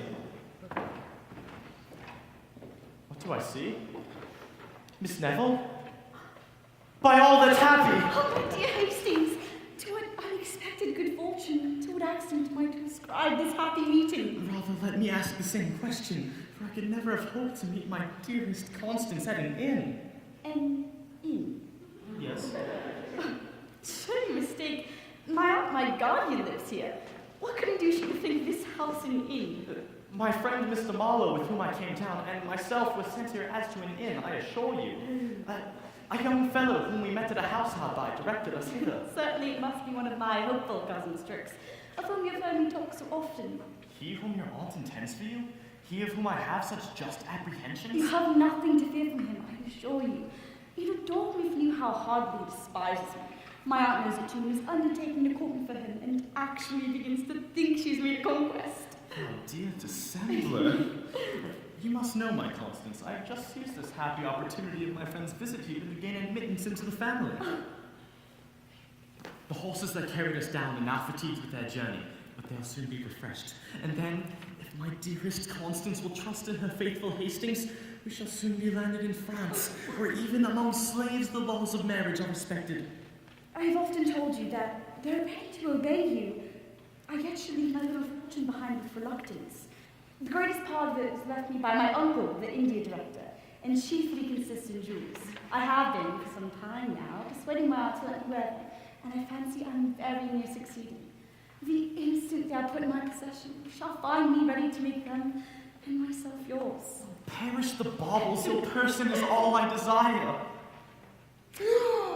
Marlowe! Marlowe? Marlowe! What? In the meantime, we must not let my friend into his mistake. I know the strange reserve of his temper is such that if abruptly informed of it, he would immediately quit the house before our plan was ripe for execution. But how should we keep him the deception? Miss Hardcastle has just returned from walking. What if we continue to deceive him this way? The assiduities of these good people tease me beyond bearing. My host seems to think it ill manners to leave me alone, and so he clasps not only himself, but his old-fashioned wife on my back. They talk of coming to sup with us, too. Then I suppose we're to run the gauntlet through the whole rest of the family. What have we got here? Let me congratulate you, Charles, the most fortunate accident. Who do you think has just alighted? Cannot guess. Our mistress's boy, Miss Hardcastle and Miss Neville. Give me leave to introduce Miss Constance Neville to your acquaintance. Happening to dine in the neighborhood, they called on their return to take fresh horses here. Miss Hardcastle has just stepped into the next room and will be back in an instant. I'll go and apply some of your presents. Isn't it lucky, eh? I've been mortified enough of all conscience, and here comes something to complete my embarrassment. But wasn't it the most fortunate thing in the world? Oh, yes, very fortunate. A most joyous encounter. But our traveling dresses, George, as you know, are in disorder. What if we should postpone the happiness till tomorrow? Yes, tomorrow at your own house. It'll be every bit as convenient and rather more respectful. No, not at all. Yes, tomorrow, let it be. By no means, sir. Your ceremony will displease her. The disorder of your dress will show the ardor of your patience. Besides, she knows in the house and will permit you to see her. Oh, the devil, how shall I support it? Hastings, you must not go. You're to assist me, you know. Courage, man. I shall be confoundedly ridiculous. Charles. Yet, hang it. I'll take courage. Pshaw, man, 'tis but the first plunge and then all's over. She's but a woman, you know. And of all women, she that I dread most to encounter. Kate! Miss Hardcastle, Mr. Marlowe. I'm proud of bringing two persons of such merit together that only wish to know to esteem each other. Now for meeting my modest gentleman fed to your face, and quite in his own manner. I'm glad for your safe arrival, sir. I heard you had some accidents, by the way. Only a few, madam. Yes, we had some. Yes, madam, a good many accidents, madam, and should be sorry, or rather glad, of any accidents that are so agreeably concluded. Never spoke better in your whole life. Keep it up, and I'll ensure you the victory. I'm afraid you flatter, sir. You that have seen so much of the finest company can find little entertainment in an obscure corner of the country.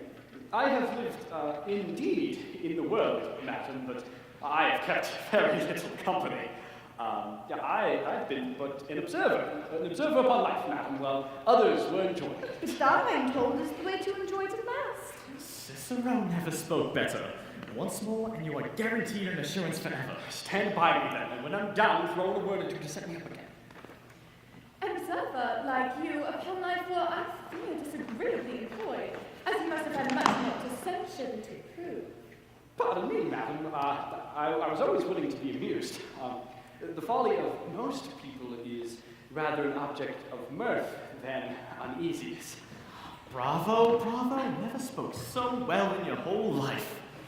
Well, Miss Hardcastle, I see that you and Mr. Marlowe are going to make very good company.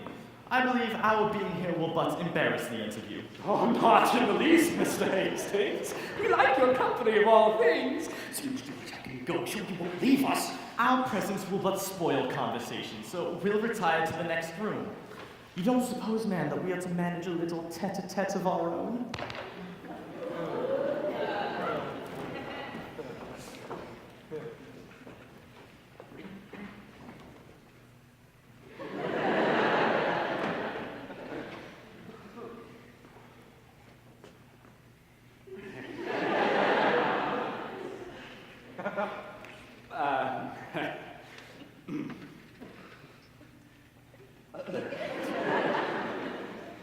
But you have not been wholly an observer, I presume, sir. The ladies, I should hope, have employed some part of your addresses. Pardon me, madam. As yet have studied, only to deserve them. Well, that, some say, is the very worst way to obtain them. Perhaps so, madam. But I love only to converse with the more grave and sensible part of the sex. But I'm sure I grow tiresome, madam. Not at all, sir. There's nothing I like so much as grave conversation myself. I could hear it forever. Yes. Indeed, I've often been surprised how a man of sentiment could ever admire those light and airy pleasures when nothing reaches the heart. Oh, it's a disease of the mind, madam. In the variety of tastes, there must be some who, wanting a relish for a... I understand this, sir.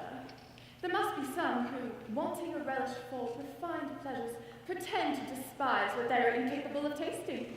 My meaning, madam, but infinitely better expressed. And I can't help observing a sort of Who could ever suppose this fellow impudent upon some occasions?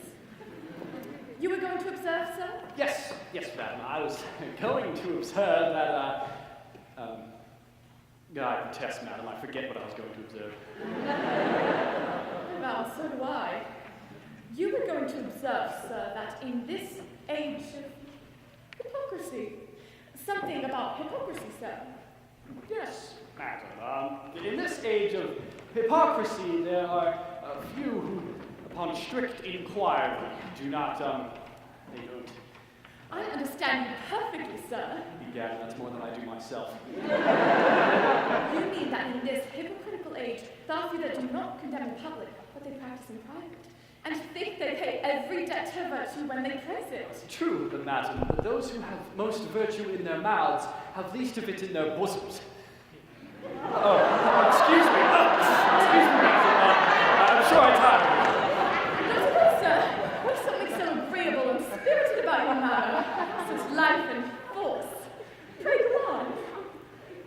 Yes, madam. I was saying that there are some occasions when a total want of courage, madam, it destroys all the, and it puts us upon a... I agree with you entirely, sir. A want of courage upon some occasions assumes the appearance of ignorance and betrays us when we most want to excel. I beg to proceed. Oh, yes, madam. Morally speaking, madam. Oh, but I see Miss Neville expecting us in the next room. I would not intrude for the world. Not at all, sir. I've never been so agreeably entertained in all my life. Pray go on. Yes, madam. I was saying that, oh, but she beckons us to join her. Madam, may I do myself the honor to attend you? Well, then I'll follow. This pretty smooth dialogue is done for me. Oh, was there ever such a sober and sentimental interview? I've suddenly scarce looked in my face the whole time. Oh, yet the fellow, but for his unaccountable bashfulness, is pretty well, too. He has good sense, but then so buried in his fears that it fatigues one more than ignorance. If I could just teach him a little confidence, it would be doing somebody I know a bit of a favor. But who is that somebody? That, faith, is a question I can scarce answer. Oh, what do you follow me for, Cousin Con? I wonder if not ashamed to be so very engaging. I hope, cousin, one may speak to one's own relations and not be to blame. Yes, but I know what sort of relation you want to make me, but it won't do. I tell you, Cousin Con, it won't do. I pray you keep your distance. I want no nearer relationship. I vow, Mr. Hastings, you are very entertaining. Oh, there is nothing in the world I love to talk of so much as London and the fashions, though I was never there myself. Never there? You amaze me. Sir, you're only pleased to say so. We country persons have no manner at all. All I can do is enjoy London at second hand, but I'm in love with the town, and that serves to raise me above some of our neighboring rustics. Of course. Oh, but I take care to know every tete-a-tete from the scandalous magazine, and have the fashions as they come out in a letter from the two Miss Ricketts of Crooked Lane. Oh, pray, Mr. Hastings, how do you like my head this evening? Very elegant and dégagé, I do say, madam. The old Frasier is a Frenchman, I suppose. I protest. I dressed it myself from a print in the ladies' memorandum book for the last year. Indeed. But what signifies my dressing when I have such a piece of antiquity by my side as Mr. Hardcastle? All I can say will never argue down a single button from his clothes. You know, I have often wanted him to throw off his great flaxen wig, and where he was bald to plaster it over, like my Lord Pateley with powder. You are right, for as among the women there are none ugly, among the men there are none old. But what do you think his answer was? Why, with his usual Gothic vivacity, he said I only wanted him to throw off his wig to convert it into a text for my own wearing. Intolerable! At your age you should wear what you please, and it must become you. Oh, pray, Mr. Hastings, what do you take to be the most fashionable age about town? In the past, 40 has been all the mode, but I hear the ladies intend on bringing up 50 for the ensuing winter. Seriously? Yes. Oh, then I shall be too young for the fashions. No lady begins now to put on jewels till she's past 40. Take Miss there, for instance, in a polite circle, would be regarded as a child, a mere maker of samplers. And yet Mrs. Niece there thinks herself as much a woman, and is as fond of jewels as the oldest of us all. Your niece is she, and that young gentleman, your brother, I presume. My son, sir! They are contracted to each other. Observe their little sport. They fall in and out 10 times a day, as if they were man and wife already. Tony! What soft things are you saying to your cousin Constance this evening? I've been saying no soft things, but that is very hard to be followed about, sir. He called out no place in his house of my own but the stable. Oh, never mind him, Con, my dear. He's in another story behind your back. There's something generous in my cousin's manner. He falls out before faces to be forgiven in private.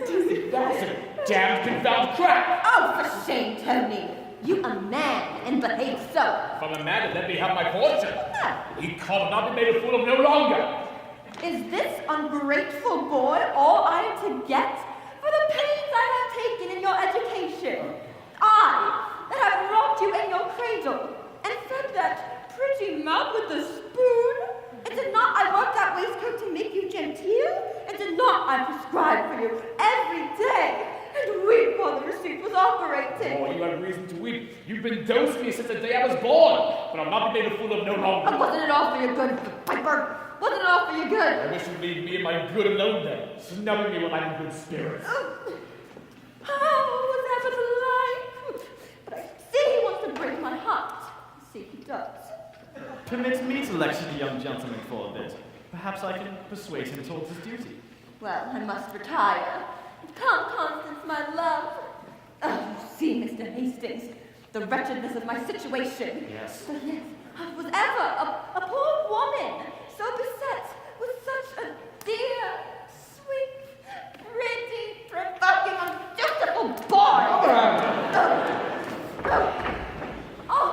So there was a young man riding by, and fate would have his will. A rang, no did, no did. Oh, never mind her, let her cry. It's the comfort of her heart. I've seen her and my sister cry for a book for over an hour together. They said they liked the book the better, the more they would cry.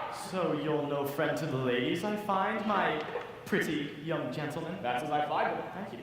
Not to her of your mother's choosing, I dare answer. To me, she seems a pretty well-tempered girl. That's because you don't know her as well as I. He called. I know every inch about her. Yet there's not a more bitter, cantankerous toad in all of Christendom. Pretty encouragement, this for a lover. To me, she appears sensible and silent. I prefer company. But when she's with her playmate, she's as loud as a hog in a gate. But there is a meek modesty about her that charms me. Yes, but Cabot never so little. She kicks up and you're flung in a ditch. You must allow her some beauty. Yes, you must allow her a little beauty. Bad box. She's all a made-up thing, man. Oh, but could you see bad bouncer of these parts? You might then talk of beauty. She has 2 eyes as black as sloes, and cheeks as broad and red as a pulpit cushion. If she'd make 2 of she. Well, what say you to a friend who would take this bitter bargain off your hands? I'm not. Would you thank him that would take Miss Neville and leave you to happiness and your dear Betsy? Aye, but where's such a friend? For who would take her? Me. You are? Yes. Oh, thank you! If you but assist me, I'll engage to whip her off to France, and you shall never hear more of her. Assist you? Ecod, I will to the last drop of my blood! I'll have a pair of horses your chase will trouble you off in a twinkling, and maybe get you part of the fortune beside and jewels you little dream of. My dear squire, this looks like a lad of spirit. Come along then. You shall see more of my spirit before you have done with me. We are the boys that fear no noise wherever the thundering cannons roar. What could my old friend Sir Charles possibly mean by recommending his son as the modestest young man in town? To me, he appears the most impudent piece of brass that ever spoke with the tongue. He's taken the easy chair by the fireside already. He took off his boots in the parlor and desired me to see them taken care of. I'm desirous to see how his impudence affects my daughter. She will certainly be shocked at it. Hello. Kate.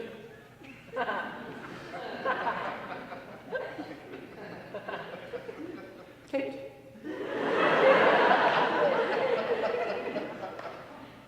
Wonder where she went off to. She's gone.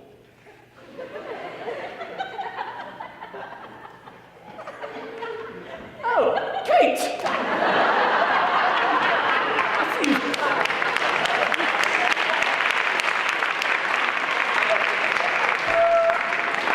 I see you've changed your dress as I bade you. And yet I believe there was no great occasion. I find such a pleasure, sir, in obeying your commands, that I take care to observe them without ever debating their propriety. And yet I do believe I sometimes give you some cause. Particularly when I recommended my modest gentleman to you as a lover today. You taught me to expect something extraordinary, and I find the original exceeds the description. I've never been so surprised in my life. It's quite confounded all my faculties. I never saw anything like it, and a man of the world too. Why? He learns all abroad. What a fool was I to think a man might learn modesty by travelling. He might discern the wit at a masquerade. It seems all natural to him. Whose look? Whose manner, child? Mr. Marlowe's. His timidity struck me at first sight. Your first sight deceived you, for I think him one of the most baffling first sights that ever astonished my senses. Sure, so you rally. I never saw anyone so modest. Can you be serious? I never saw such a bouncing, swaggering puppy since I was born. Surprising. He met me with a respectful bow, a stammering voice, and a look fixed on the ground. He met me with a loud voice, a lordly air, and a familiarity that made my blood freeze again. He treated me with diffidence and respect, censured the manners of the age, admired the prudence of girls that never laughed, tired me with apologies for being tiresome, then left the room with a bow and imagined I would not for the world detain you.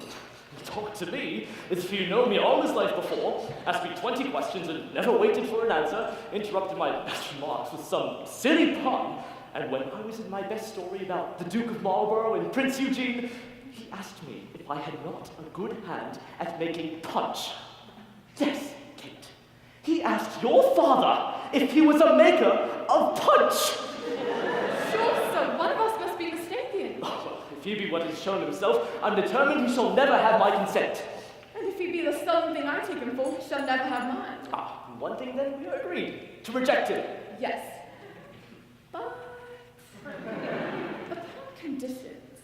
For if you should find him less impudent and I more presuming, and if you should find him more respectful and I more impertinent, well, I don't know. The fellow's well enough for a man. If we should find him so. Oh, but that's impossible. The first appearance has done my business. I'm seldom deceived in that. Yet there may be many good qualities under that first appearance. Aye, when a girl likes the fellows outside, she sets about guessing the rest of his furniture. With her, a smooth face stands for good sense, a genteel figure for every virtue. I hope, sir, a conversation begun with a compliment to my good sense will not end with a sneer at my understanding. Oh, well, pardon me, Kate, but if young Mr. Brazen can somehow learn the art of reconciling contradictions, he may please us both, perhaps. Well, as one of us must be mistaken, what if we go on to make further discoveries? Agreed, but dependent on I'm in the right. And depend on I'm not much in the wrong.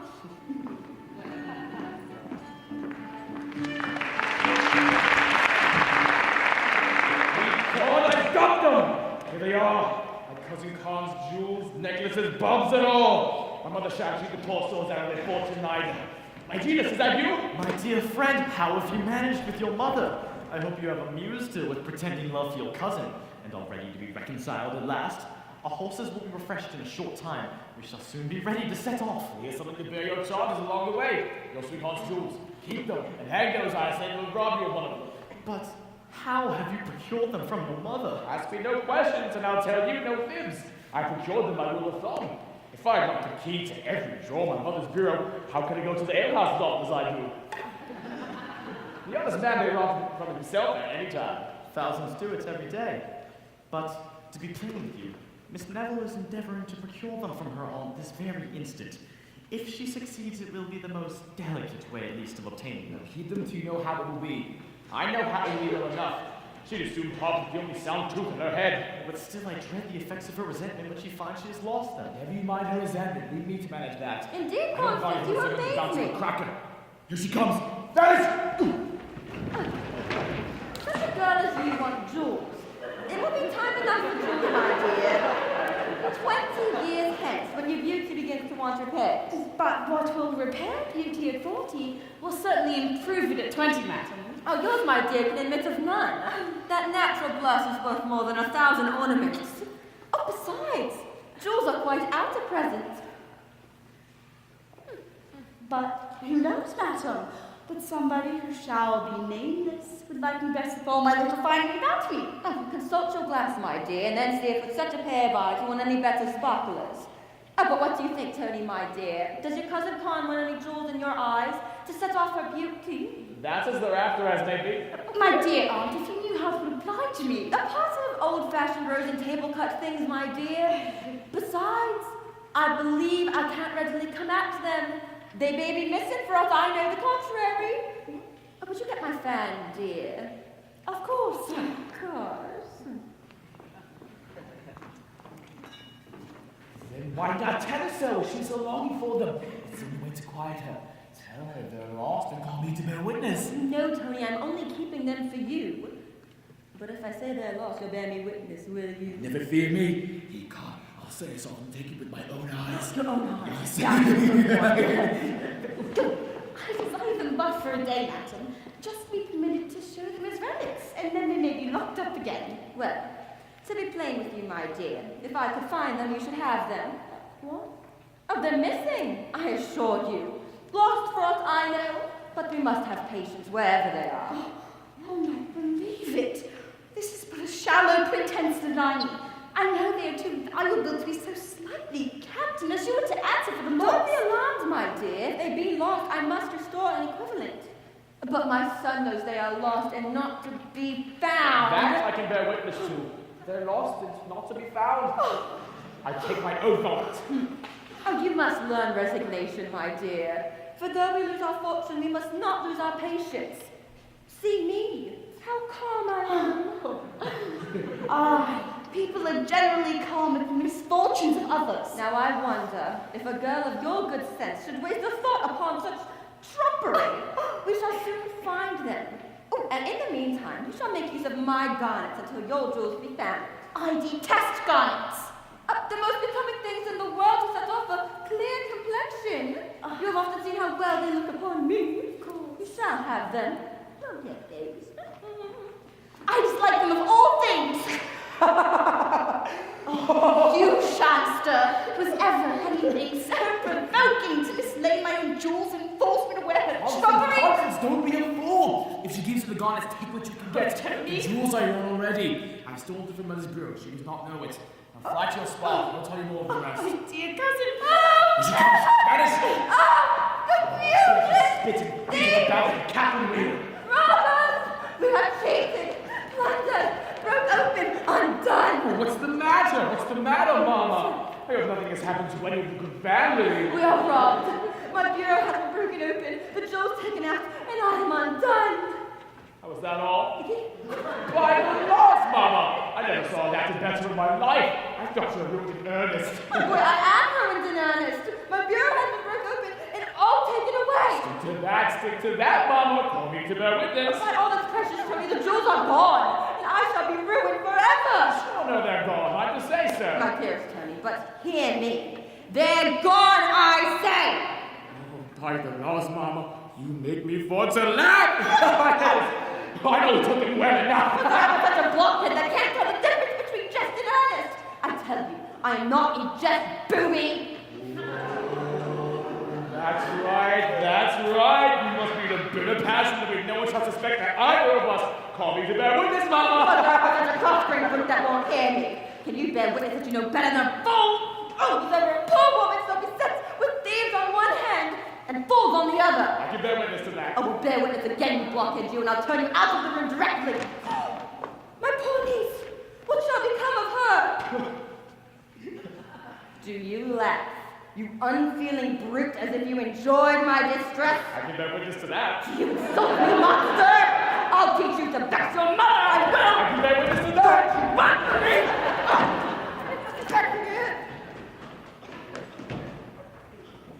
What an unaccountable creature is that brother of mine, to send them to this house as an inn. I don't wonder at his impudence. But what is more, madam? The young gentleman, as he passed by your guest, asked me if you were the barmaid. He mistook you for the barmaid, madam. Did he? Yes, I did. I'm resolved about this fiction. Tell me, Jane, what do you think of my present dress?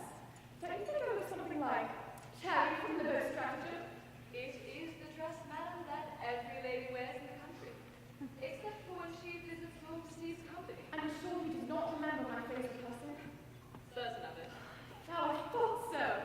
But then we spoke for some time together. And his views were such that he never once looked up during the interview. Indeed, if he had my wallet, it would have kept him from seeing me. But what can you hope to gain from keeping him in this mistake? Well, in the first place, I shall be seen. That's no small advantage to a girl who brings goods to market. Then I shall perhaps make an acquaintance.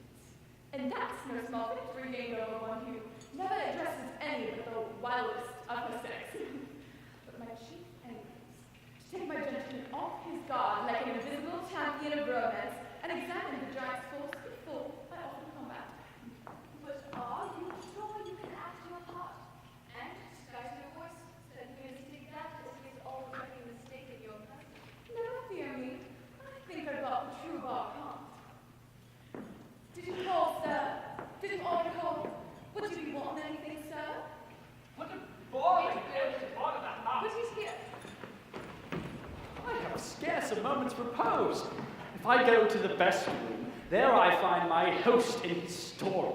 And if I fly to the gallery, there we find my hostess and her curtsy down to the ground. At last got a moment to myself, however. And now, for recollection. Did you call, sir? As for Miss Hardcastle, she's too grave and sentimental for me. Did your honor call? No, child. Besides, from the glimpse I had of her, I think she squints. I'm sure, sir. I heard the bell ring. No. I've pleased my father, however, by coming down, and I'll tomorrow please myself by returning. Perhaps the other gentleman called, sir? I tell you no.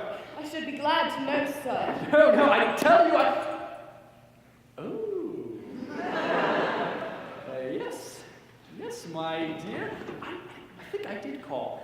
I wanted. I vow, child, you are vastly handsome. Oh, la, sir. You make one ashamed. Never saw a more sprightly, malicious eye. But yes, my dear, I did call. Have you got any of your, what do you call it, in the house? Oh, sir. We've been out of that these 10 days. Oh, then suppose I should call for a taste then. Ooh.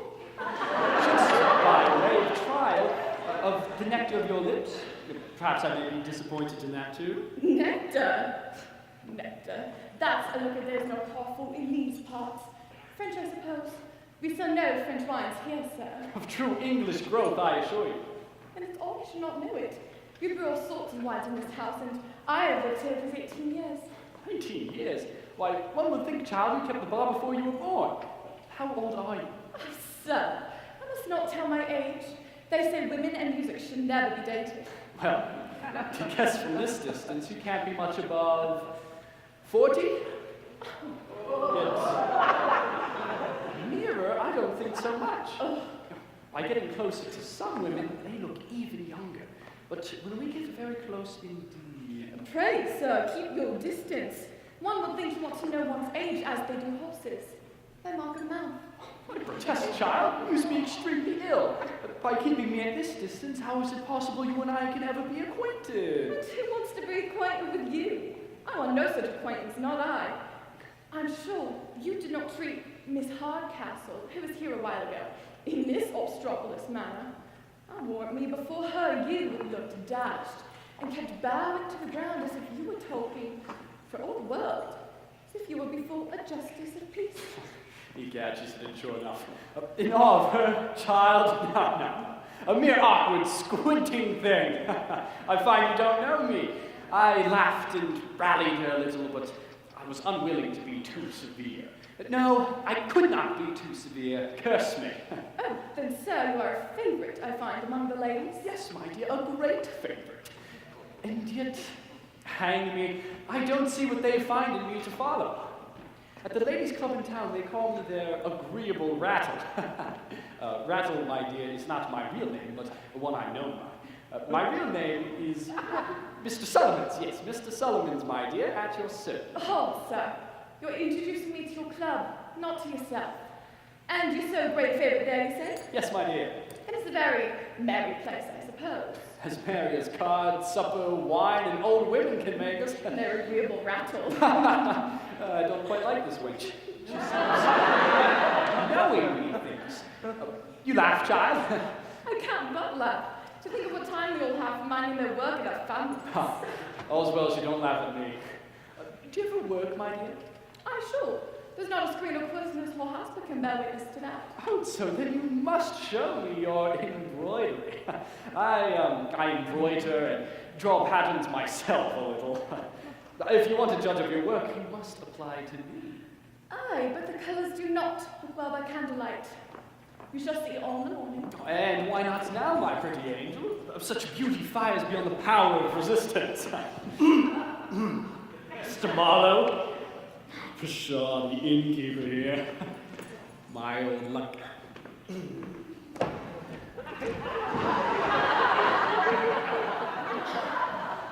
So, madam, so I find this is your modest lover? This is your humble admirer that kept his eyes fixed on the ground and only adored from humble distance? Oh, Kate, art thou ashamed to deceive your father so? Never trust me, dear papa, but he's still the modest man I first took him for. You shall be convinced of it as well as I. Oh, my hand of my body, I believe his impudence is infectious. Didn't I see him grasp your hand? Didn't I see him haul you around like a milkmaid? And now you talk of his respect and modesty, forsooth. But if I shall only convince you of his modesty, that he has only the faults that will pass off with time, and the virtues that will improve with age, I hope you'll forgive him. The girl would actually make one run mad.